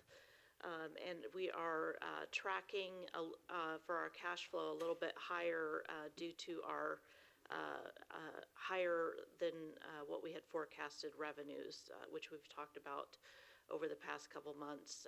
Part of that is the added safety net revenues that we are now getting, and part of that is due to the cuts in our budget that we had done, and some of the other increases in the revenue categories that we've covered in past presentations. But overall, we're still tracking where we have been the last couple months. Enrollment. So we are presenting our enrollment a little bit differently. And this actually speaks to one of the items that was discussed in our last presentation, and that really is something I want to highlight, and that's the work that's been done with Wisdom Ridge over the past year. There's been a lot of work done by the program administration in partnership really with the district leadership team. The work of the administrator, Susan Smith, she has done a phenomenal job really working to strengthen that program. And you can see with what's going on with where we budgeted, which was pretty close to where they ended this last year, 182. They're at 326 students right now. And as Jeremy Totora had mentioned, there's 70 students right now that are roughly shared between the two campuses. But if you look at what's going on with our brick and mortar students from our April head count, we've lost about 46 students roughly from head count. We've gained 50 at Wisdom Ridge over the month of April. So they may be leaving our brick and mortar program, but it looks like they're going over to Wisdom Ridge Academy. And part of that, again, is tied to the work that Susan Smith is doing in that program to meet the needs of our students. So I did want to highlight that. Before you go on, Executive Director McCoy, I just want to draw attention that while we're seeing that shift, which is great, we're retaining our students, even families who were perhaps thinking about homeschool, many that are making that choice are opting into our Ridge Connect, which is our homeschool parent partnership program, which is also housed at Wisdom Ridge under the leadership of Susan Smith. But 46 kids across 13 grade levels, and there's a little note at the bottom for you, is about 3.5 kids per grade level. So when we see that, I just want to be clear with the community. That doesn't mean that we don't need the school that is being built. That doesn't mean that we can suddenly get rid of every portable in the district because at, for example, a K-5 elementary campus, that's about one classroom and across a 6th grade level span, which means it's really not a reduction of classrooms or teachers. So I just, unless that number gets a whole lot bigger, we are still going to need our brick and mortar campuses, and we're going to continue to need to repair and eventually replace and build new. Yeah. Thank you. Great point. And Wisdom Ridge in and of itself is almost the size of a small elementary school. And then we're also presenting the special ed enrollment for the board, which is coincidentally right on budget for this time of year. And part of what happens with special ed is tied to the preschool. As the year progresses in the month of September, we have very few preschoolers in that program, and then kids start to qualify throughout the year. So preschool, we start with just about maybe 10 students, and then we end the year closer to like 50 students. So that special ed number starts really low, and then by the end of the year grows as we qualify students for the preschool. And then from last month to this month, I think our difference in FTE was about 2 FTE. So our change in enrollment hasn't really fluctuated that much. And then this is really just showing you for the month of April again, how we've changed throughout the last 5 years. So we're up about 80 from last year. Now looking at revenue, we are and have been consistently from a budgetary standpoint pretty close to our budget. And part of that is due to some of those additional state revenues that have flowed in. There is one thing on revenue that I do want to bring to the board's attention, and you're not going to see this in our summary reports, but it has to do with our investments with Clark County. The month of March, we did have a decrease in our fair market value of our investments.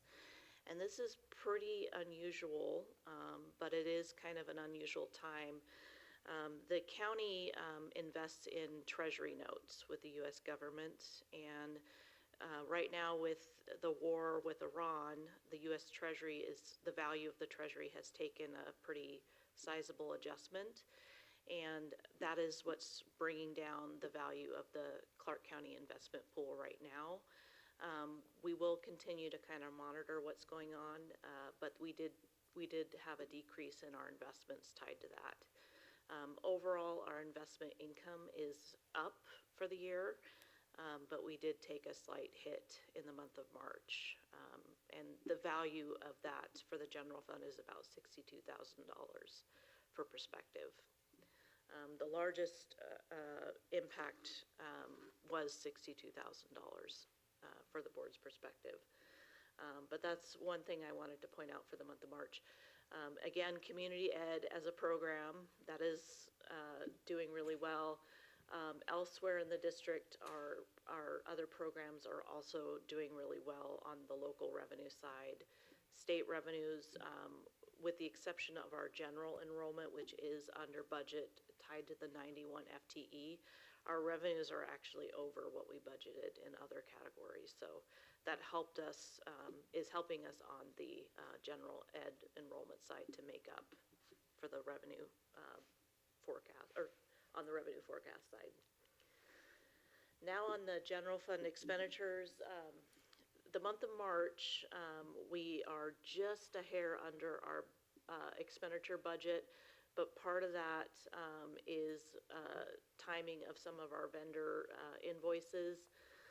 That will be in the month of April. But if you read through your board packets, you'll notice a very large invoice in the month of April for our Chromebook purchases.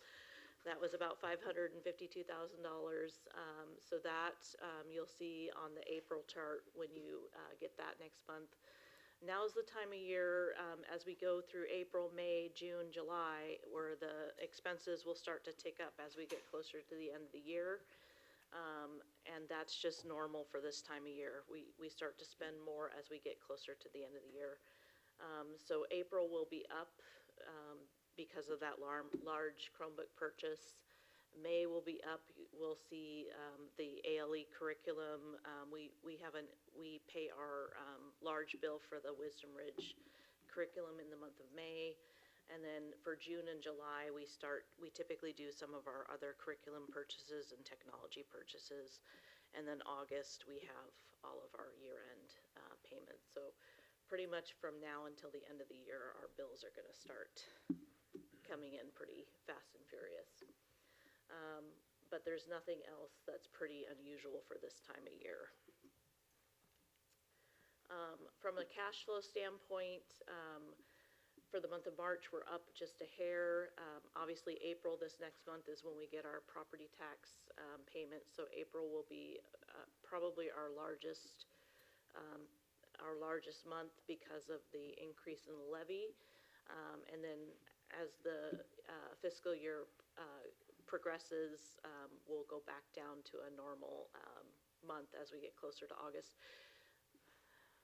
And that is cash flow. For payroll, March payroll, we did actually have a slight dip in our payroll. We had fewer sub costs than I originally had projected, but otherwise payroll is pretty close to where I had budgeted. April, we just processed April payroll. April payroll is within about $5,000 of March payroll for a predictor for April payroll. And then our MSOCs, I just kind of gave you an update on our MSOC budget. March, we are down a little bit, but some of that is due to the timing, as I mentioned earlier, of some of our vendor invoices that'll be paid in April. But April, you'll see a large jump because of that Chromebook purchase that you are approving tonight as part of your board packet. And while I don't have this in my presentation, there's one more thing I wanted to mention, and it's my celebration. And I think Jenny might have a picture in her slide. But in the month of April, we got to celebrate a group of our employees. Am I stealing your thunder? Okay. So our Skills USA team actually made us, for our secretary group, what are they called? The little coasters. And each of our administrative assistants in the district, I think we have about 30 total, got a special gift with the Together We Build logo from our Skills USA team as part of our clerical recognition event about 5 days ago. and we got to celebrate every single clerical administrative assistant in the district. And I just wanted to mention that we value very much the contributions of our administrative assistants. And I will say that the staff at RHS really are valued. They are one of the best, or some of the best employees that we do have in the district. But I would have to say that they're just as good as the staff over here and at View Ridge and Union Ridge, and we have some amazing people in the district. Now I will end my presentation. And Southridge and and Union Southridge Ridge and Wisdom the Early Ridge Learning and- Center, because we don't want to leave anybody out. Yep.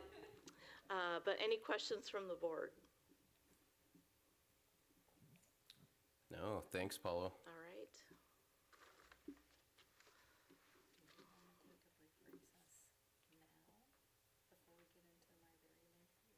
Yeah, yeah.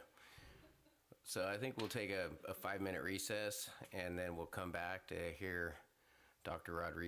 Rodriguez's lengthy report.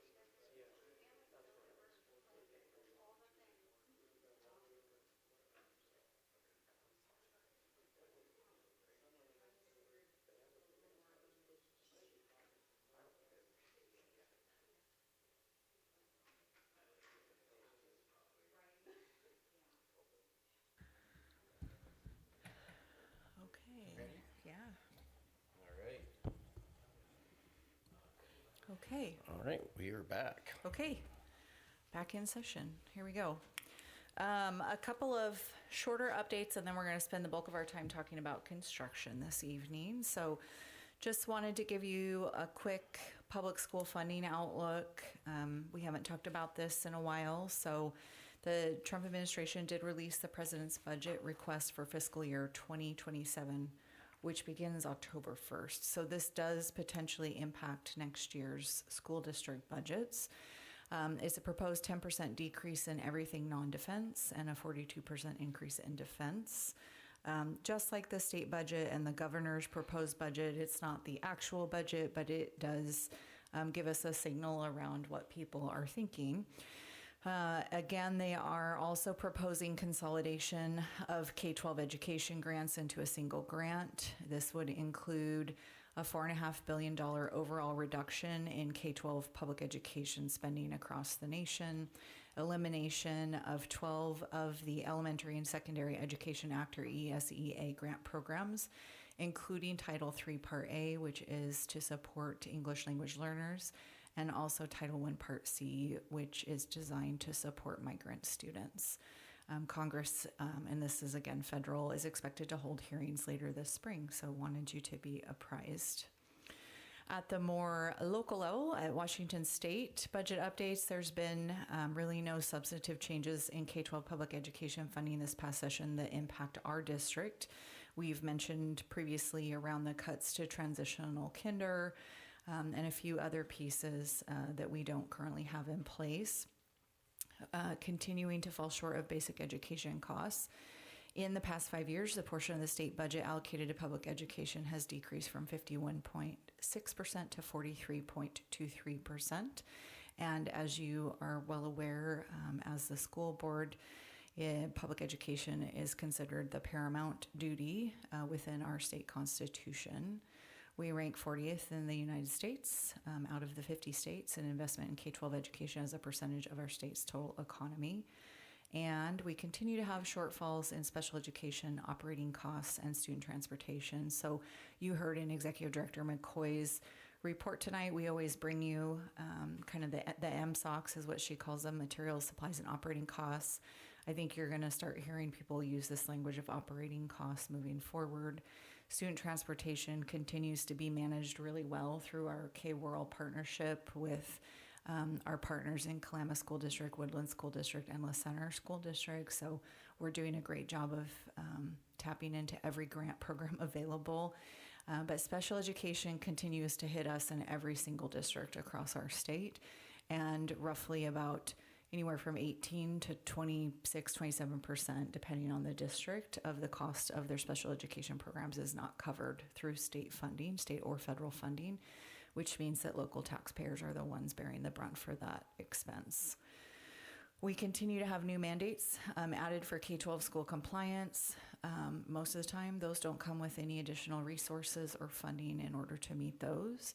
And as of today, we continue to have 7 districts currently in binding conditions in our state, which, as we've discussed previously, is basically like declaring bankruptcy as a public school district. So just wanted to share that sunny outlook with you. And next time, I'll give you a little more detail on some of these items, but we're starting kind of with the big look as we start preparing for next year's long session.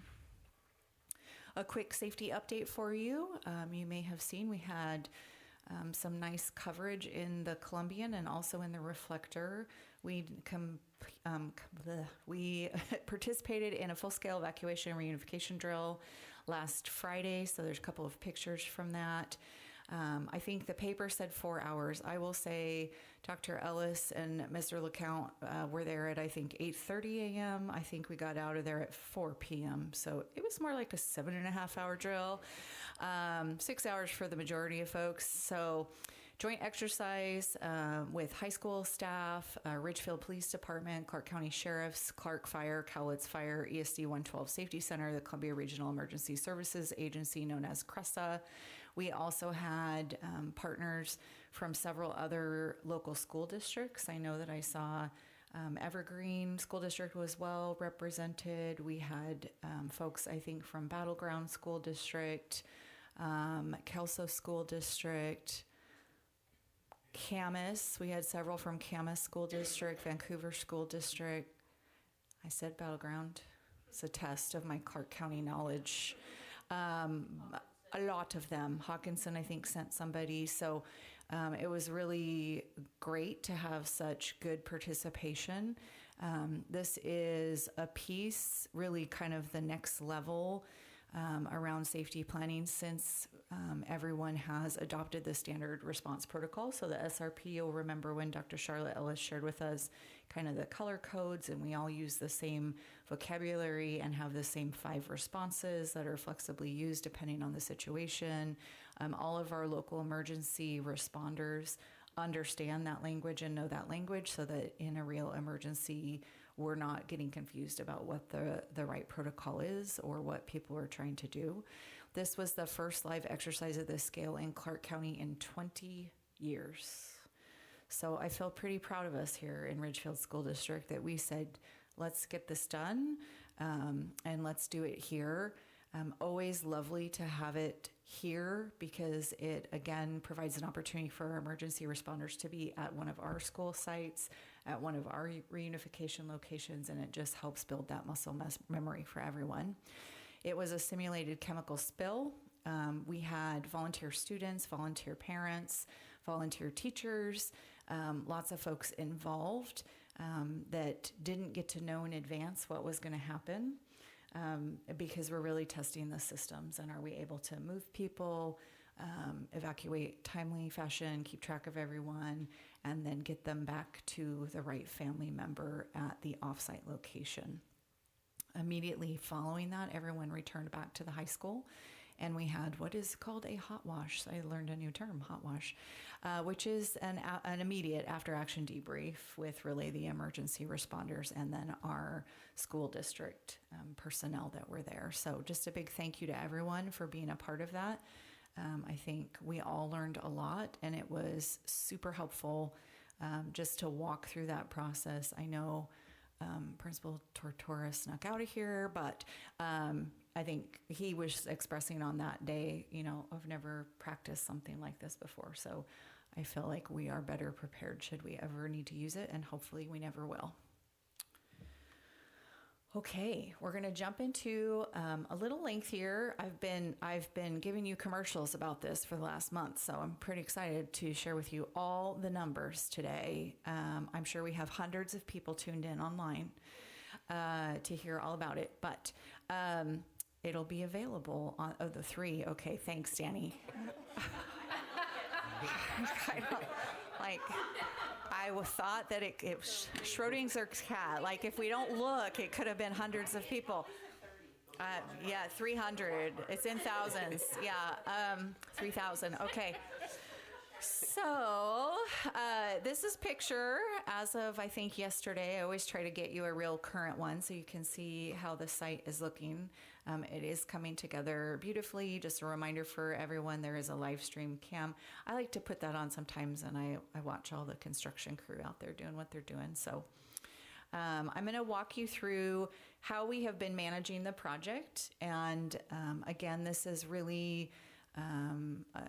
I know that you all are keeping up on it, but we want to ensure that our community also knows how we are monitoring progress and ensuring fiscal financial stewardship of the dollars that they've entrusted to us to pull this project off. So we coordinate construction of the new Sunset Ridge Elementary with Triplet Wellman. They are the general contractor that we're awarded based on their bid. RNC Management, and we have a few guests here this evening from RNC.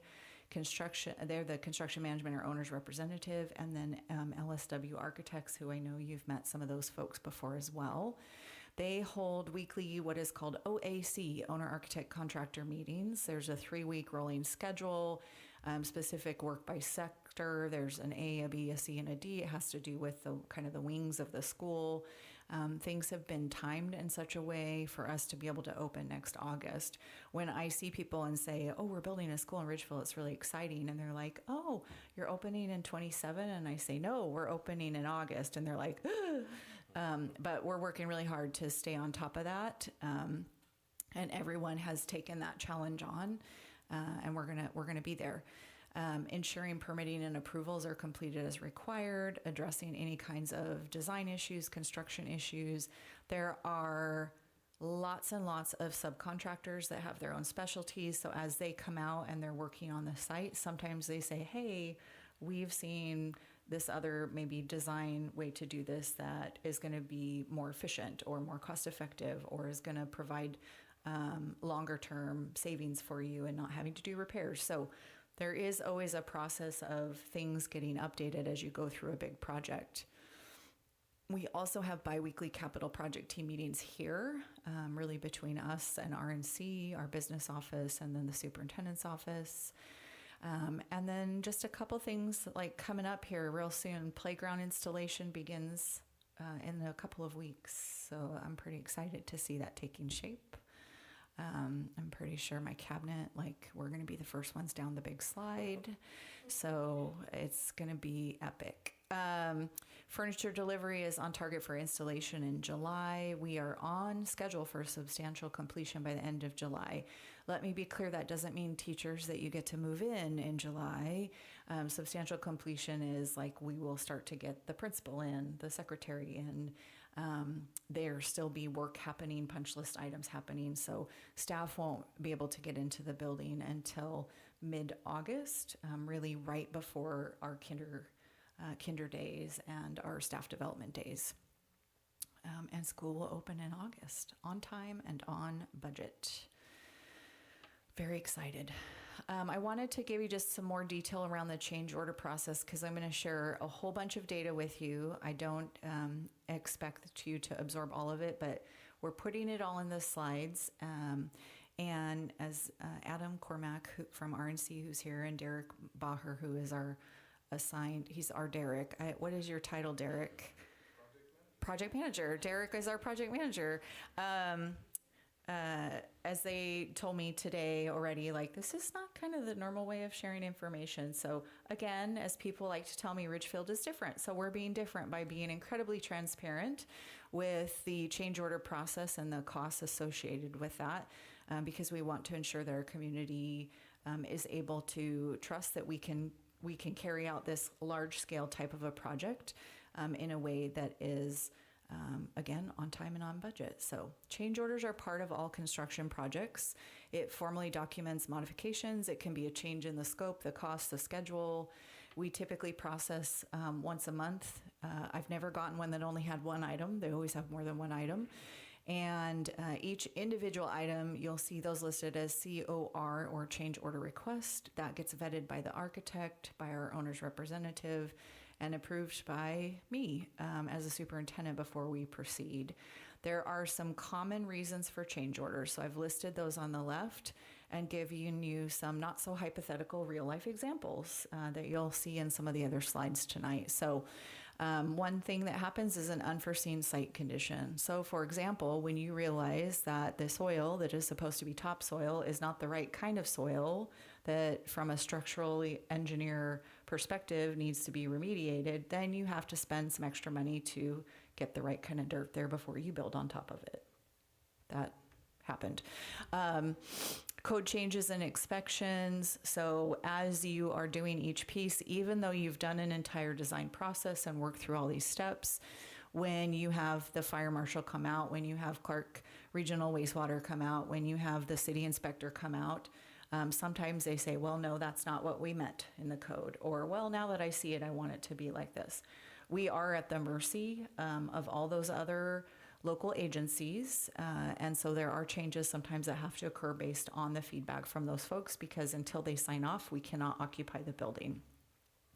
Sometimes there are, I would just call like errors and omissions in design. So for example, we had in our original design, because you'll remember that this is a design that was started several years ago, that we would furnish all of the light bulbs and fixtures because we had this massive backstock of these items. Well, it's 8 years later and the backstock's gone.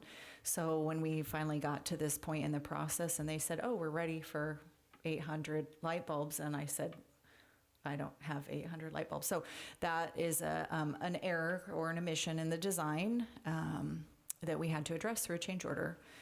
Material unavailability. So sometimes finding out that something we thought was going to be purchased is no longer available, does not match the rest of the district systems, those types of things.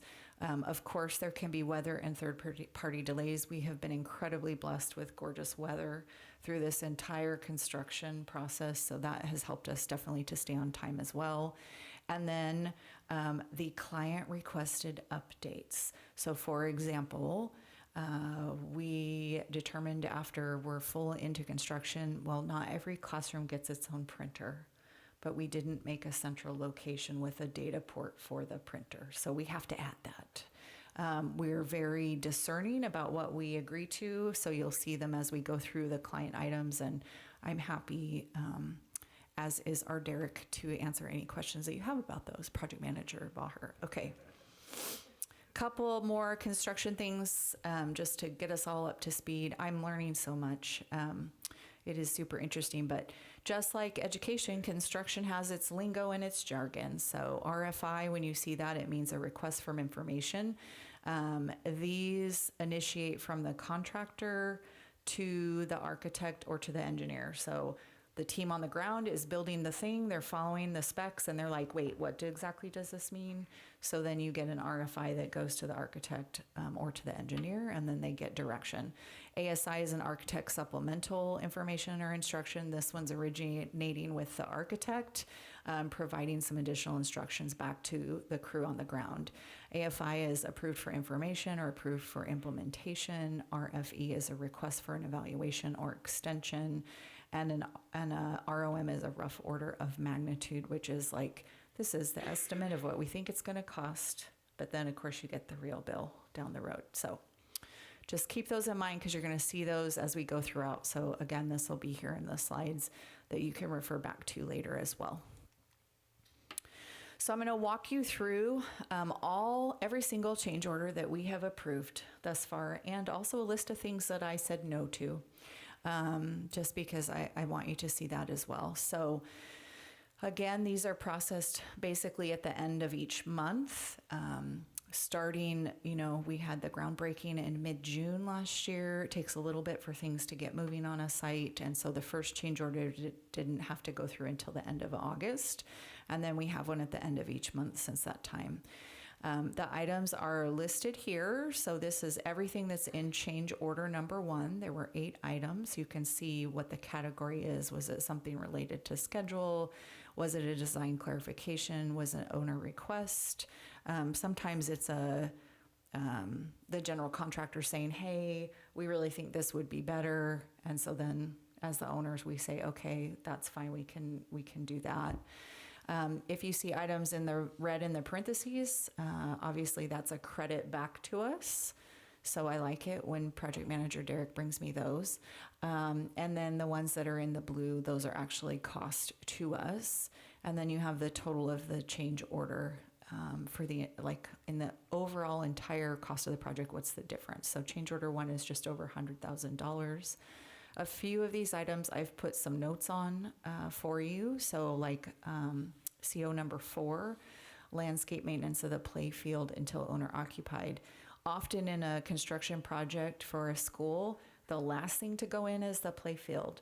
The problem with that, of course, is when you go and plant seed for grass, no one's supposed to walk on it for a while. That doesn't work when you have 500 short folks out there that want to play during recess and lunch. So we actually kind of flip-flopped the timing of it so that the field will be ready for play on the first day of school.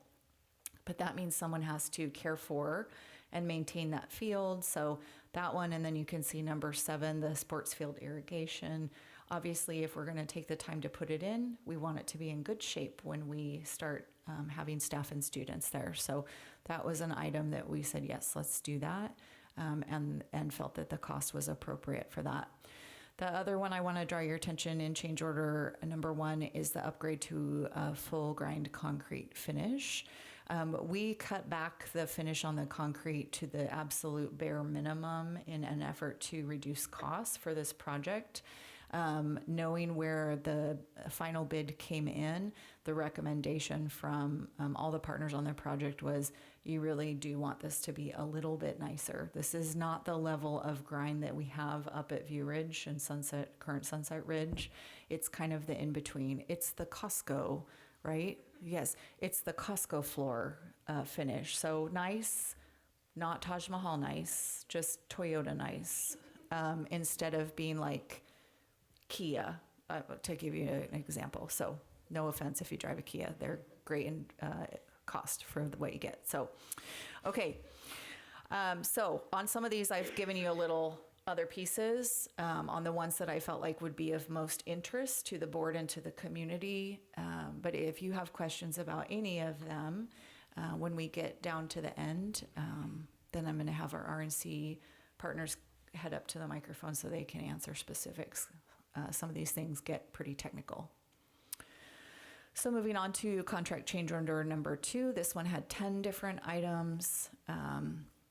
Ooh, the picture is moving. Okay. Couple things that I'll just call out. Number 3, there's a credit for about $14,000. So this last year, one of the things that came up at Sunset View was playing volleyball and the glare from the high windows in the gym. Everybody's like, yep, we remember all the emails. So I was like, we're not doing that again, right? Like, we're tinting the glass or something? And they're like, well, no, it's regular glass, and we're going to have these like motorized remote control shades. And I said, you've got to be kidding me. So no, we're not going to do all this like fancy beep, beep. I don't even have shades that do that at home. Yes, let's put some tinted glass in to avoid the glare. So that actually saved us some money. The number 9 is the lights issue that I talked about. Like, no, we don't have all the back stock, so now we need to buy all of that supply. Off-site public works bond per city. That's an item that, we could have maybe been exempted from, but we weren't from the city. So I just draw your attention to that one. All in, just shy of $40,000 for that change order. Contract change order number 3, we just had, I think there's 7 items. Oh, no, there's not. There's a whole bunch. It's 2 slides, sorry. The one I want to call out here is the big credit, which I just want you to not get too excited, because really we just changed who's doing that work. So we deleted the play surfacing. It was sort of this like poured rubbery type surface. It's been installed in some other schools in our region. And the feedback has been it's not so great long term. So we worked with our partners and our playground vendor, and we switched, I've talked about and showed pictures before, kind of the rubber tile surface. It's safe to an 8-foot, I'm looking at Derek, 8-foot drop or 6-foot drop. 8 foot, I think 8 foot, even though I don't think anything is 8 feet tall out at the playground, but 8-foot drop. So for safety, also really exciting is then you have a little bit more creativity to the speaking earlier today around using multiple colors. And so we're really excited about kind of this pixelated Minecraft-esque situation under the playground. So a huge credit because it isn't the general contractor doing that work. It's actually the playground. So you're going to see another change order later in the stack that's going to be adding a cost to the playground, which offsets this credit. So all in all, it's not costing us anymore, and we're getting a better design and product at the end. This was a big one here in October. You always are going to typically see, I think, more items earlier in the project. There often are unknowns with the ground, and as you start construction, the further we get along in the building, hopefully the fewer changes you have happening and the fewer surprises that occur. Projector screen power, we know that we love to have big assemblies for our elementary kiddos. We had intended to have a projector there that was planned for and was in the budget, but oops, there wasn't an outlet to plug it into. I mean, week ago, but it's important. Like, so we had to make a design change, right? It's just something that got missed. So design clarification. Number 11 is the structural fill. You can like some of the costs there. Number 12, kitchen equipment. Joel was here earlier, so shout out to Joel because we got him the list and he's like, we don't need this giant mixer. So there's some pieces of kitchen equipment that were purchased for Sunset View that are literally brand new and never been used because they weren't needed. So we've really made sure that every single thing we're purchasing is something that's going to be utilized on a regular basis, and isn't just something that we think we might need. So we were able to save $10,000 there. Overall, this change order was actually a credit, so about $26,000 that was credited back to us from the total. Contract change order number 4. This one has a big one, and it's number 5, upgrading the intercom to the Rolland system. Every other building we have is the Rolland system. There is a desire and a need to have the same spec type system in order for our IT team to be able to manage that, for everyone to be on the same system for communications, emergencies, etc.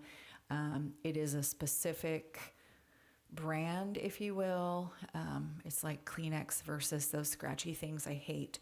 They're like blowing your nose with tissue paper. So no, we need the real Kleenexes for our intercom. So it was a significant cost increase over what was in the plan, which was with a different vendor. So that one, almost 119,000 total. Change order number 5. This is the last one of 2025 calendar year. You can see there's some ups, there's some downs.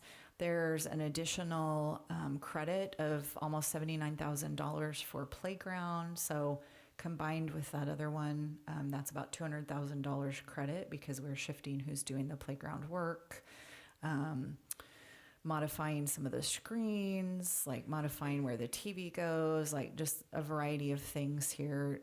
Gym door lights, when you go out the back door at the gym, it's like an exit only kind of a door. You don't really need glass in that. There doesn't need to be a window. It's an exit only door. So we took that out and saved $827. So we really are looking for every opportunity to stretch our dollar in the project.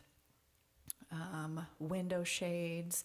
We kind of went back and forth. These are the shades on the windows for each classroom. There is glass above and to the side of the door for most of the classrooms. There was a plan for like curtain pull shade, something.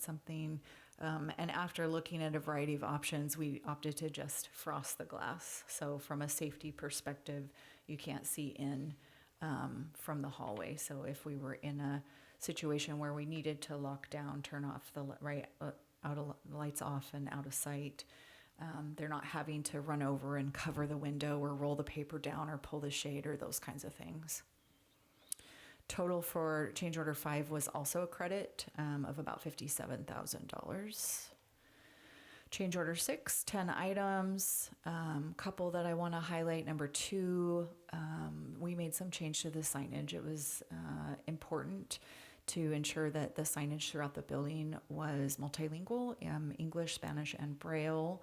And so that required an upgrade. It required increasing the size of some of the signage, like the door room numbers, those kinds of things, to include Spanish as our second most spoken language in the district next to English. An expensive one was the truss shop drawing changes. I will let Derek talk about that one later if he wants to, but it had to do with the people who actually build the truss up against the people who draw the building on paper and like making all the things work together. So it was an expensive but very necessary fix to ensure that the roof doesn't cave in. So we want that. All in all, just shy of $100,000 for change order number 6. Change order number 7, end of February. You can see again a couple of credits, several additions. You'll see number 3, that modify playground. So this is that shift, right, from taking the credit from the general contractor and increasing a piece there. So that one kind of washes back out. Fire protection, there's been some things, so providing some additional, an added beam, roof hydrant change, you're gonna see on another one, the draining of the ceiling sprinkler situation. So there's been some items from the fire department that they wanted to see done a little bit differently than were originally in the design plan. This is a big one. It was $165,000 total. And change order number 8, which brings us pretty much up to date because we are in the process of processing change order number 9, which is for the end of April. So that one will be coming up here shortly. This one had 9 items in it. No more credits at this point. We're kind of down to where things are going to cost some money. Flashing school zone change, Clark County having the electronic reader boards. I've talked with some of you about this before, rather than just a sign that says road closed. So these are some things. I know we love our rules and red tape in Washington State, but some of these things are things that would be helpful to have a little bit more flexibility for entities such as public school districts that are paying all of these fees through taxpayer dollars. So again, you can see a couple of the 2-hour fire rating for the DAS equipment, the fire sprinkler drains per the fire marshal, right? So a couple of those things that we're adding up. So $63,000 total. This is, I think, my favorite one, which is all the things I said no to. The staff know I'm not shy about saying no. So these are all the things that were brought to us and we said, yeah, no. So when the bid came in lower, there was like, oh, can we go back to a cool high school type wood gym floor? And Dr. Jenny said, nope. And we're not going to spend that additional $106,000. Can we make this a little bit different, nicer, chiller? Nope. Can we do this special soil at the sport field drains? Nope. Although I am always really ask a lot of questions about drainage. You can ask Derek. I always want to make sure that's not going to be an issue. Some special blocking, a pole light. There's just some odd things on here that you can see. 4 of the items we didn't even get to the point of costing it out because I said no before they even gave me an estimate. So $182,000 roughly that we have said, nope, we're not spending those dollars. We don't need to do that. It's really higher than that because of the items that aren't cost included.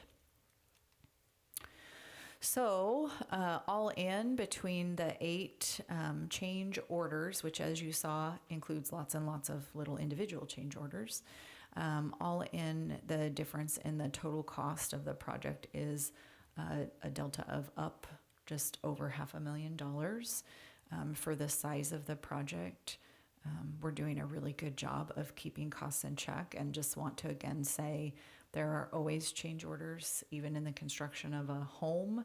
And this is a really big home for over 500 people. So we're doing, I think, a good job of managing to make sure things are done correctly, that they're done to the specifications, that we're not charged for a change order that was already in the plans, and that we're being sensible about the work. There's some fun pictures there. That one in the kind of upper left in the center is on the roof, so always fun to see those. And so I do want to invite up Adam Cormack and Derek Baher to the microphone. Hopefully it's still on. They are with RNC Management. They've been our owner's representative. They're out on the site regularly, and they speak construction jargon and lingo, so you can throw all those acronyms at them and they'll know exactly what you're talking about. But I wanted to give them an opportunity just to share a little bit from their perspective about how the project is progressing, and then they are here to answer any questions that you have. All right, thank you. Derek Baher, project manager. I'm out there on site twice a week. Go out Tuesdays for our OAC meetings, and then drop by again on Fridays. Visit Joe, the general contractor superintendent, walk the site, make sure that he's got all of his questions answered. Project's going really well. You know, there was this phase one that occurred a few years ago to kind of put in this civil infrastructure, and I think that it really gave the project a big jump start to be able to finish on time this upcoming August. So it's a really great team out there. Honestly, it's been a pretty fun project, selfishly.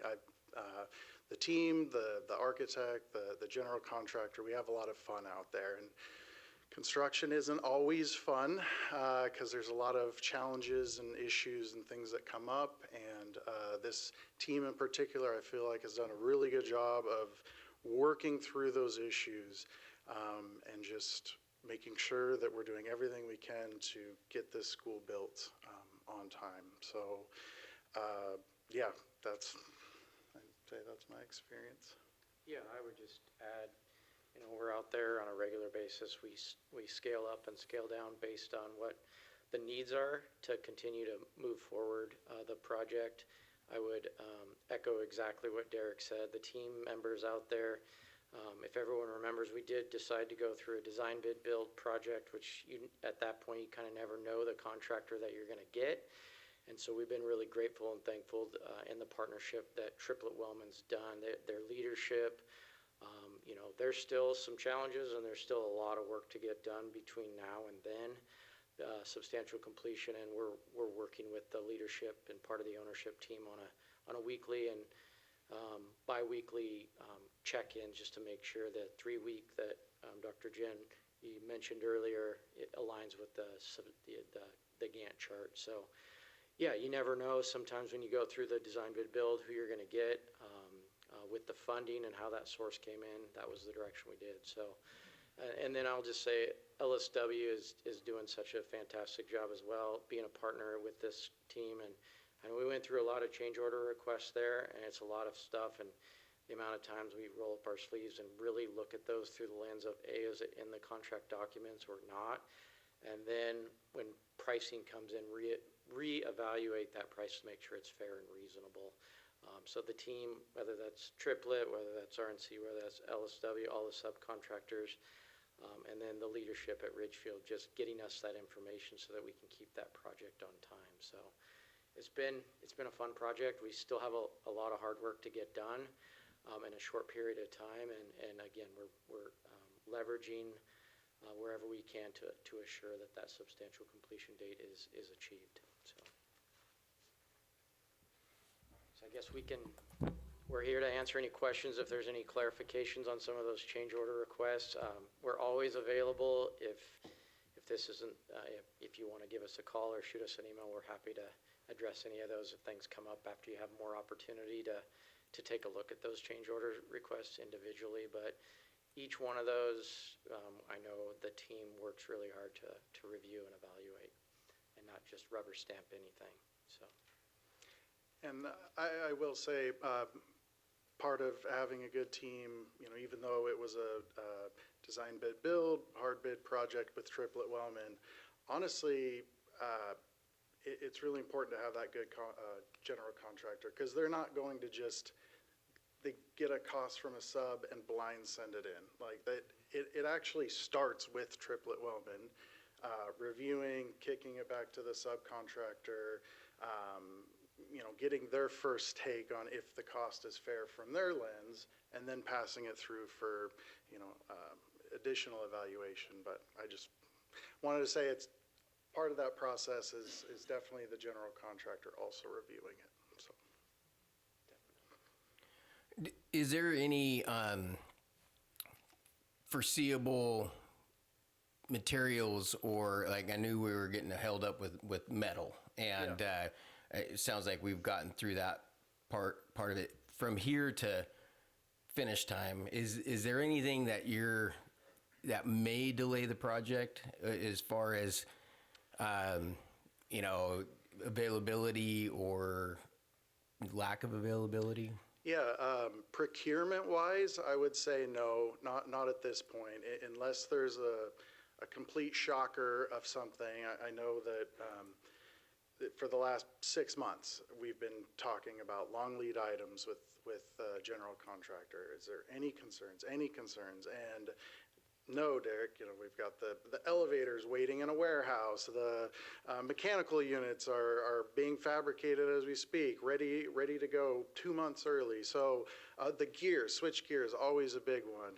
That was procured probably 8 months ago. I mean, just this project actually has had a lot of good luck with material procurement because that can be a big challenge. Steel was unfortunately one of the issues. That there's never a perfect construction project, and unfortunately steel was our burden on this project, but we have gotten through the structural components. We're still working through some of the miscellaneous metal. Hasn't all been procured at this point, but nothing that's holding up or going to hold up substantial completion. So. I would just add to that. I think it's our approach in those OAC meetings that Dr. Jenny referenced earlier is one of the major things we hit on is submittals and hammering and getting buy-in from the team on achieving those submittals and doing it early and not.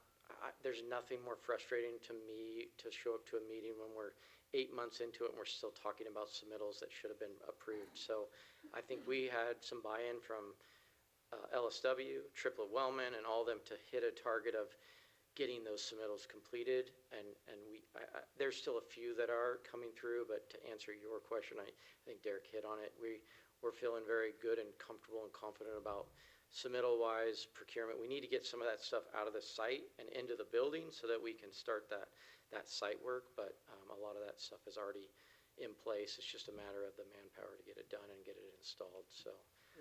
And Triplet's done a good job. And again, LSW's done a great job Triplet Wellman has done a good job for us to help prioritize what those priorities are on those submittal reviews. And then LSW's been very responsive to review those and approve those in a timely manner along with their sub-consultants, et cetera.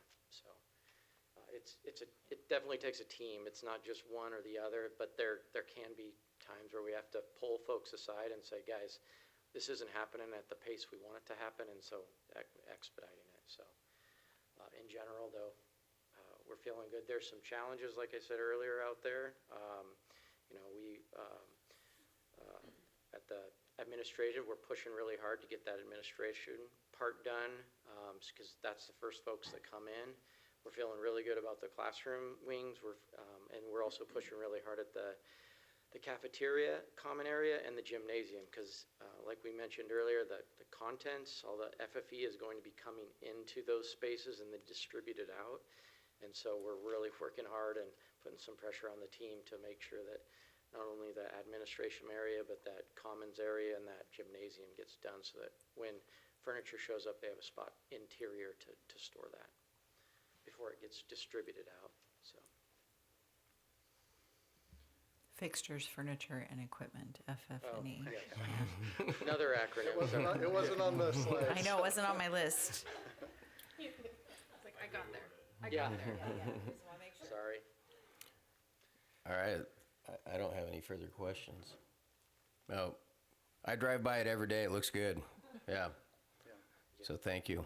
No, Yeah, you bet. Thank you. We're at a really fun spot now where the weather's getting nicer and a lot of the building's done. So now they're working hard on clearing that site. So you're going to see simultaneous site work as well as all the stuff that's going on inside the building. So it's a fun time for sure. Very good, thank you. Thank you. Thanks, everyone. Thank you. Okay, I just really, I shared with the team this morning too, but the picture on the bottom left and then the picture on the bottom right. So I know everything doesn't always go how we think it's going to go, but we're building a school and it's quite exciting. So, okay, quick update for you on Student Voice.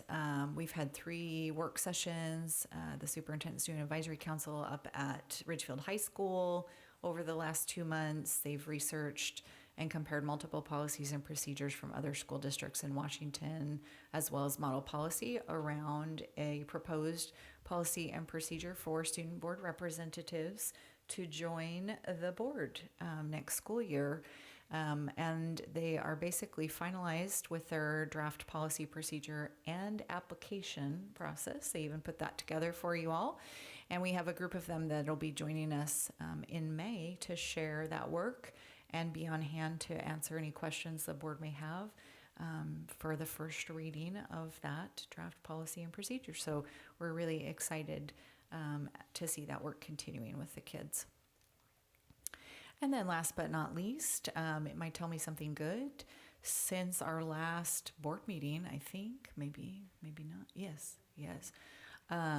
We've reached a TA with RCA, so very excited about that. It was a full contract opener, so that means everything is open in the collective bargaining agreement or CBA that is closing out August 31st of this year. Between the district team and the RCA team, we had 73 proposals to work through, and I think we probably wrote some more while we were in the room.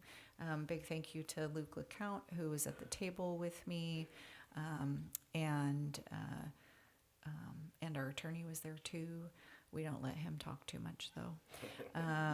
And we reached tentative agreement on April 17th on a 3-year contract. So super excited. RCA and RSD have been continuing to get kind of a clean copy without all of our notes and changes and things. So that is getting put together.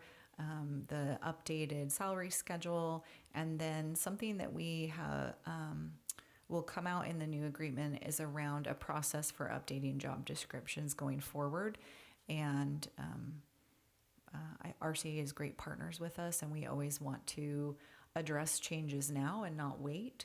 So Luke and Ashley Taylor, our president for RCA, are going through every single classified job description in the district to ensure that they are up to date, that we're saying things the same way, that the requirements are appropriate, and that they're all in our new format that we've instituted last spring with all of our job descriptions. So that's happening.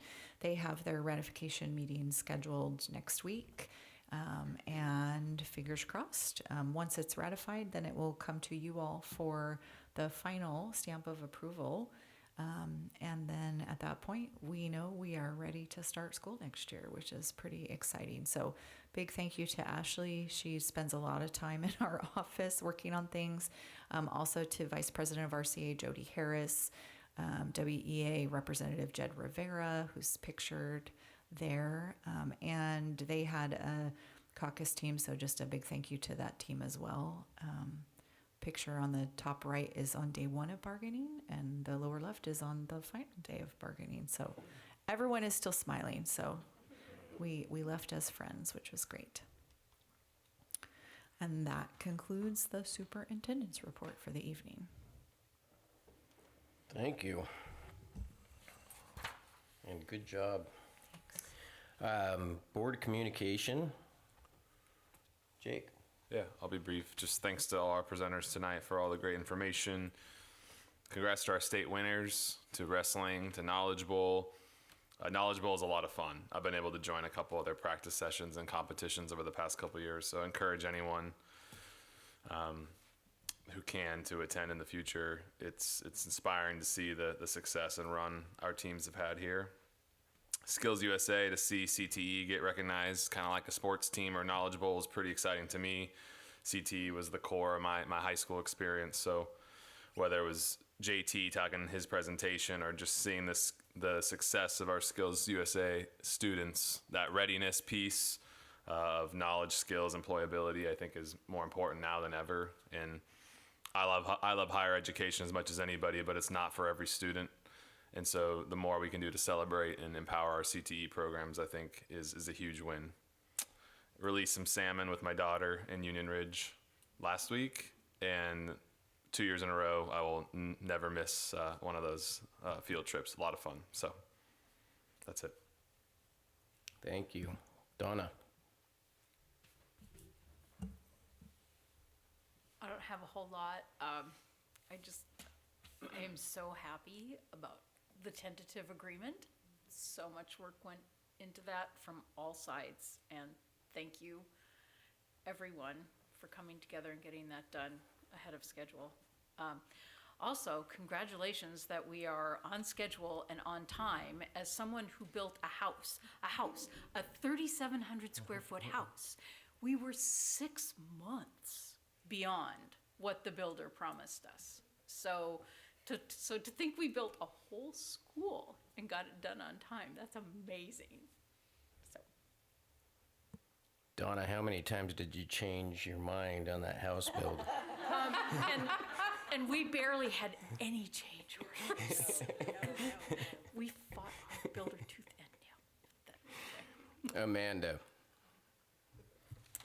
Yes, I want to say I have a lot of notes for all the things, so I'll try to summarize.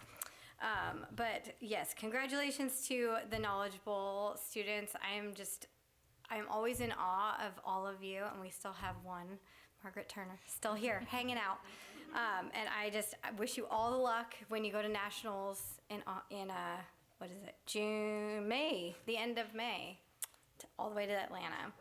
And then also in Atlanta, so apparently all the stuff happens in Atlanta, the Skills USA kids going in about a week later. So that'll be really exciting for all those kids. And then congrats to all the student athletes that we honored tonight. I'm glad we finally got them here. It took a while for them to wrap up because they kept just winning and winning. So it's pretty cool. I wanted to also say we have the district-wide art show. I think we might have another meeting between now and then, but just to get it on people's radar, it's the 13th and 14th. It's a 2-dayer this year, which is going to be nice so that we can get more people to get there because our kids are incredible and everyone should go see their art. It's really awesome. Today is also National School Bus Driver Appreciation Day. And so just a shout out to Penguin and Bear bus drivers. You guys are awesome. And then adjacent to bus driver, but Angel Bird, who does the bike bus, who started that for the Tater Tots. It's been pretty incredible. We had over 40 people today, and including Kathy Doriot, the police chief, who's retiring, and several officers joined us in patrol cars, and it was a whole thing. It was awesome. Then I wanted to report on some legislative stuff. So Director Jones, Baker, myself, and Superintendent Rodriguez were able to go to a district WASDA conference kind of thing. Not a conference, but a regional meeting. We're District 6, and it was hosted by Evergreen Public Schools, and I think we had pretty much every district represented, which is really nice to get all of the school board people together, because that just doesn't happen all that often, and it's nice to start building those relationships and see where people are struggling and where they're having success, and also just to learn from each other. We also had 3 legislators in attendance, which is also really great to start building those relationships with our legislators and help them see the struggles in real life that are happening at the schools. And then after that, I was also able to attend the monthly legislative advocacy network meetings that are hosted by some of the legislative leadership for the state. And those are on Zoom, and it was really great. We worked in small sessions, and again, just getting to know different board directors and kind of hearing how the funding and lack thereof, how it directly impacts each of the schools in our state. It was really kind of heartbreaking to hear a lot of the struggles that a lot of different schools are going through, especially the ones that are on the reservations. They're impacted really, really significantly by a lot of the funding cuts, and we're just kind of brainstorming ways we can all work together to help each other. The kind of big thing that we took away, we're gonna be doing more work just to kind of get on the same page so that the next legislative session, everybody's speaking with the same voice and asking for the same things. And one tool that we're gonna be presented on more next month, but it's called waschoolfunding.org. And yeah, you know. It's a great resource that kind of pulls together a lot of information and puts it in a much more digestible place for the community, not just school board directors, but waschoolfunding.org. It's great. let's see. Overall, like legislatively, it was just still that the state is still underfunding education, and that has direct impacts on our schools. So maybe someday I'll put together like a little slideshow for you guys, but that's the takeaway message for now. But thank you for letting me be your legislative rep. Thank you. Amber? Awesome. So I've continued to get a few, I think like others on the board, reach outs from folks interested in understanding more around elementary school schedules over the last couple of weeks. I had a chance to meet with the Union Ridge PTO, I believe president, but one of the leaders in the PTO there currently, and we had a really wonderful conversation around building relationships across the 3 schools as we add a 3rd elementary, and ways that our school board could also help support some of that, and just getting more FaceTime with parents who have busy lives and lots of little kids. So one of the ideas we talked about, which kind of aligns up with our chit chats about maybe having a PTO roadshow for board members and the superintendent, but to have some board presence at some of the back to school nights, other events where parents are coming to our campuses. Often in those settings, there will be a PTO table or other resources available to families at those buildings. And we talked about the idea of potentially having a couple of school board members to be able to just be there and answer questions and talk about what we do as a school board. So I'd love to keep talking about that together to see if that could work. There's like a kinder parent night coming up in May 19th, which might be the first of such events for us to think about having a couple of representatives there. So that was really productive conversation and exciting to think about.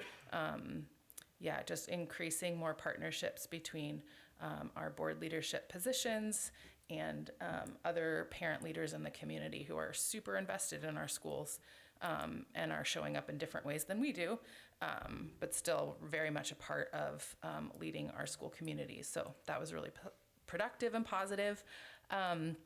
Just wanted to do a shout out for the View Ridge boys soccer team, which is this is inaugural, first time ever boys soccer team at the middle school, which is really exciting. I'm so grateful that our district is able to support middle school sports and growing those opportunities for our kids. I know a lot of other districts in the community are not in that position. So having said that, we get to play ourselves, View Ridge versus View Ridge, coming up on Monday. It'll be the first View Ridge versus View Ridge boys soccer game ever.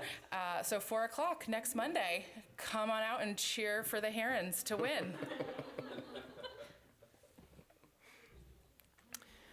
All right. I just want to briefly say just thank you to your team and to all the teams involved to getting that contract wrapped up. There was a lot of items that you guys had to work through, and you did it. And it was,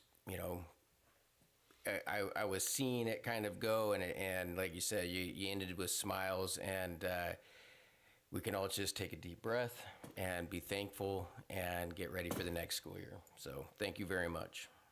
That's all I have. Okay. We're gonna have a speed round, old business, new business. Danny did, I think, comment that L is as far as we've ever gotten on the new business list. So we're just setting records all over the place around here. Okay. So taking us first to item 8A, approving board policy number 5401, sick leave. We did first read last time. Again, just updating everything and making sure that the law citations are also up to date. We recommend approval. I move that we approve revised board policy number 5401, sick leave, as presented. Second. Any discussion? All in favor, say aye. Aye. Opposed, same call. Motion carries. Thank you. Moving on to item 8B, approving revised board policy number 5404, family and medical leave. Again, just like the last one, we're removing some of the direct quote from the law and instead citing it, so that as changes occur, we don't necessarily have to update our policy every time. Again, we recommend approval. I move that we approve revised board policy number 5404, family and medical leave as presented. Second. Any discussion? All in favor, say aye. Aye. Opposed, same call. Motion carries.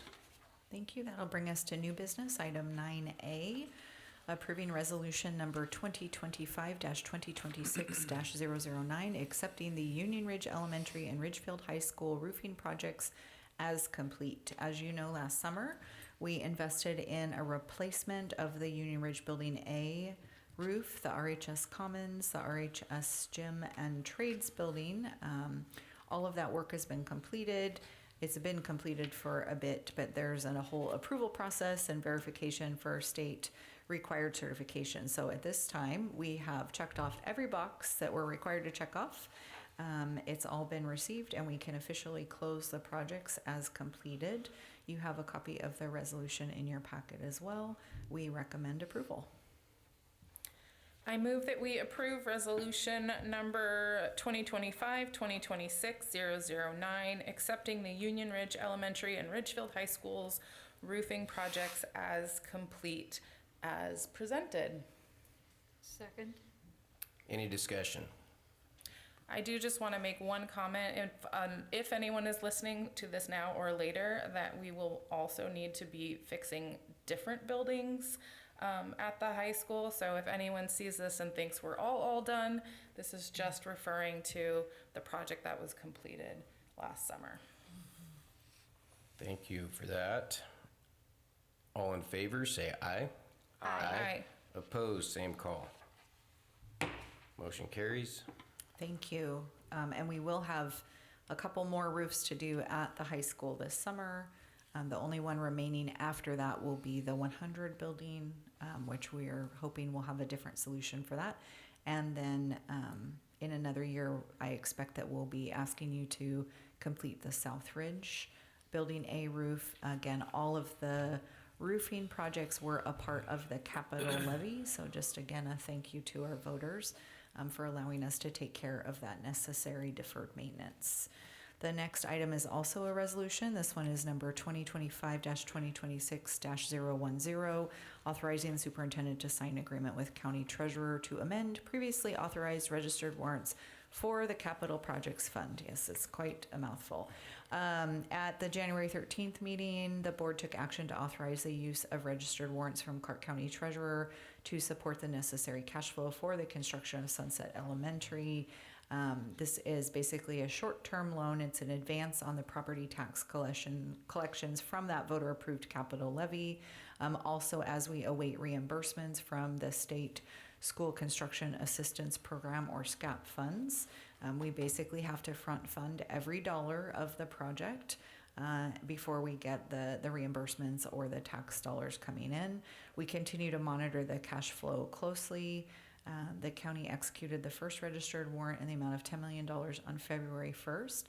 At that time, we thought we would need to draw the additional $5 million warrant on May 1st.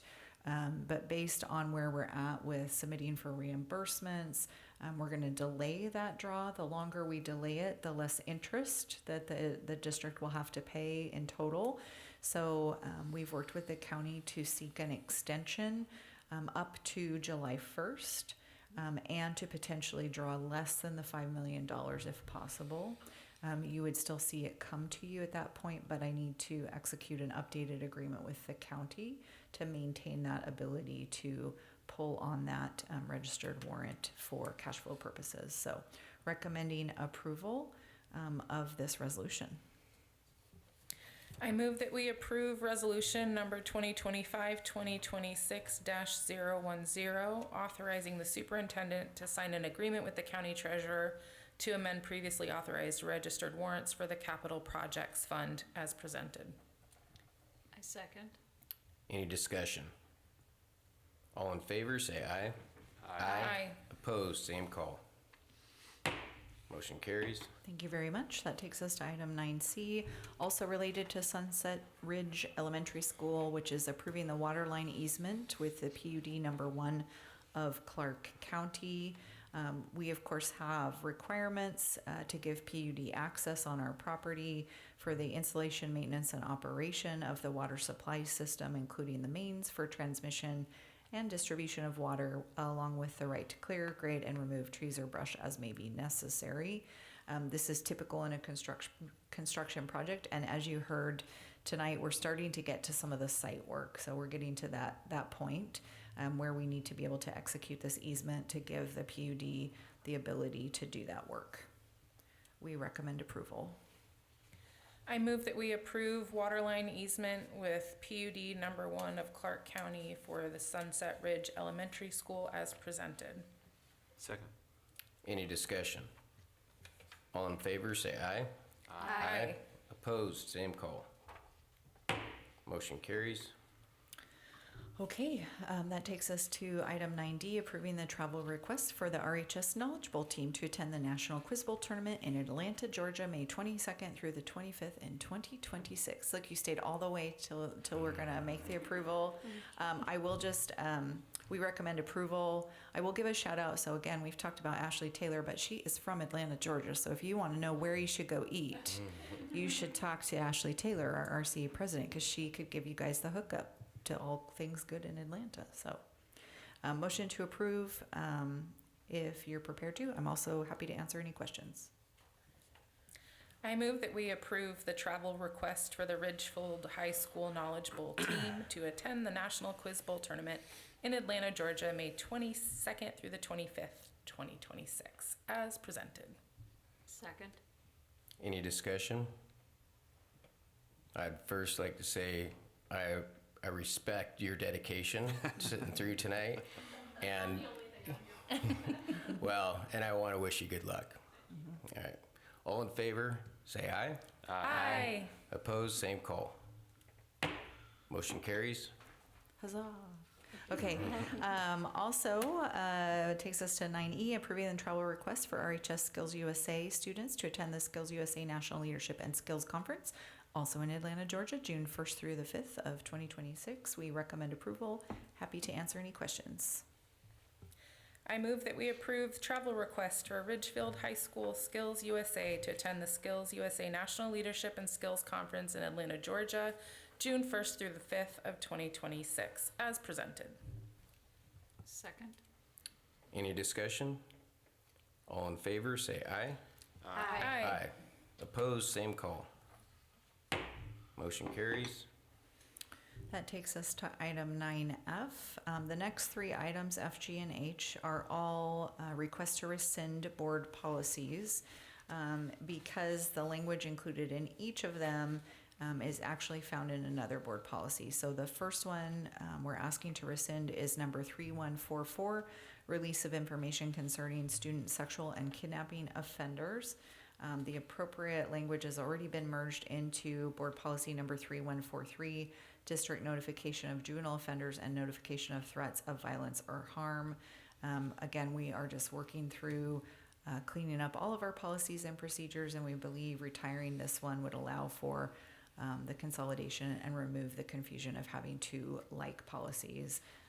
WASDA's model policies have already rescinded this specific policy. We recommend approval. I move that we rescind board policy number 3144, release of information concerning student sexual and kidnapping offenders, as presented. I second. Any discussion? All in favor, say aye. Aye. Opposed, same call. Motion that carries. Takes us to item 9G, rescinding board policy number 4314, notification of threats of violence or harm, for precisely the same reason as was just shared in item 9F. We recommend rescinding the policy as presented. I move that we rescind board policy number 4314, notification of threats of violence or harm, as presented. I second. Any discussion? All in favor, say aye. Aye. Opposed, same call. Motion carries. Thank you. That brings us to our last rescind policy item, which is 9H, rescind board policy number 4315, release of information concerning sexual and kidnapping offenders. Again, all of this information has been merged into board policy 3143. We recommend approval. I move that we rescind board policy number 4315, release of information concerning sexual and kidnapping offenders, as presented. Second. Any discussion?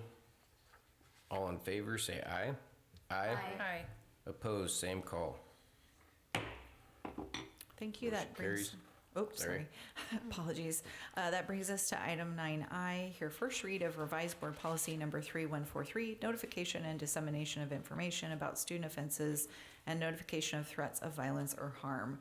All of the language in the items you've just rescinded has already been incorporated, but when we did pull to double check, this was last updated in 2020, and there have been some minor changes, which really are around the legal references and language changes to come current with WASDA model policy. We will bring this to you for second read at our next board meeting. I am happy to answer any questions at this time. I have a little punctuation. Of and, course, thank you. Yes. Grammatical. So on page 77, Uh-huh. B, principles. So when the principal, comma, I think that comma should be omitted Okay. because it doesn't really read right. Receives the information described above, that comma can stay in. They, and then I think has should be have because they have discretion. Yes, agreed. Okay. And I think that was it for that page. And then on page 78, number 4, about halfway through the first paragraph, when the activity is directed toward the teacher, I think maybe it could be a teacher instead of the. And that's kind of all I had. Okay. We will make those corrections before we bring it back for second read. Thank you.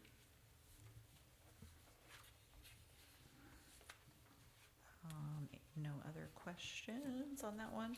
Then that will take us to, item 9J, hearing first read of revised board policy number 3225, school-based threat assessment. This is also related to the ones that we just rescinded. The language is already there, but we do want to update the legal references to bring it current with WASDA model policy. Happy to answer any questions.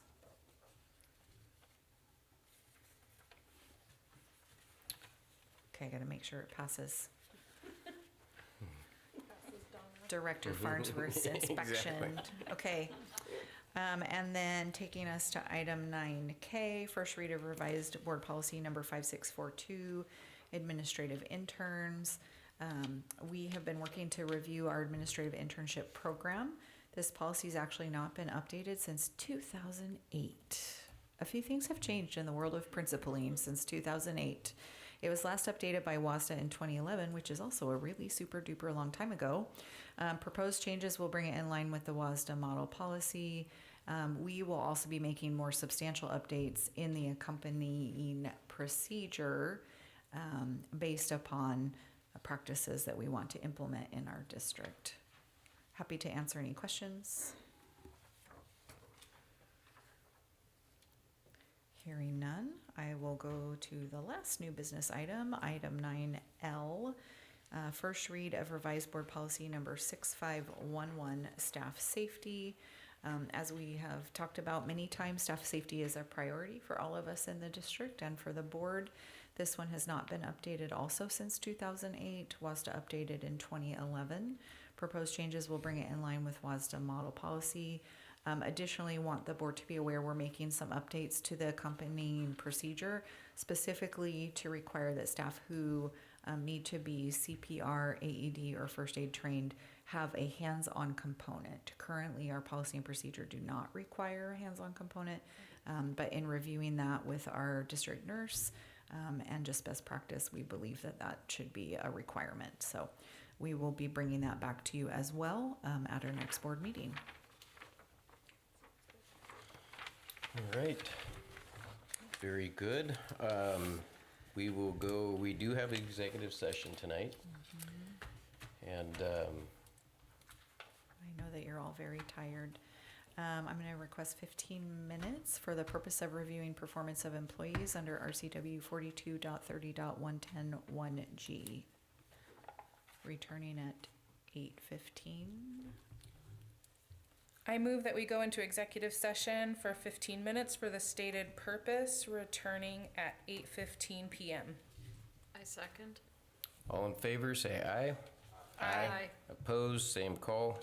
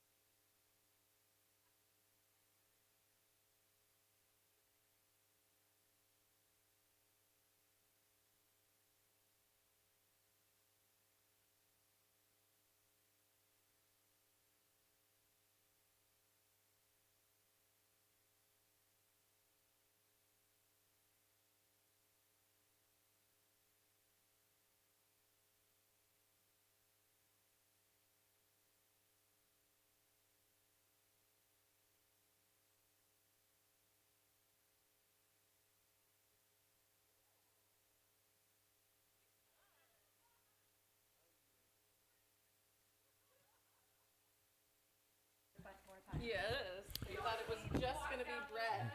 We are out of executive session. There was no action taken, and this meeting is adjourned.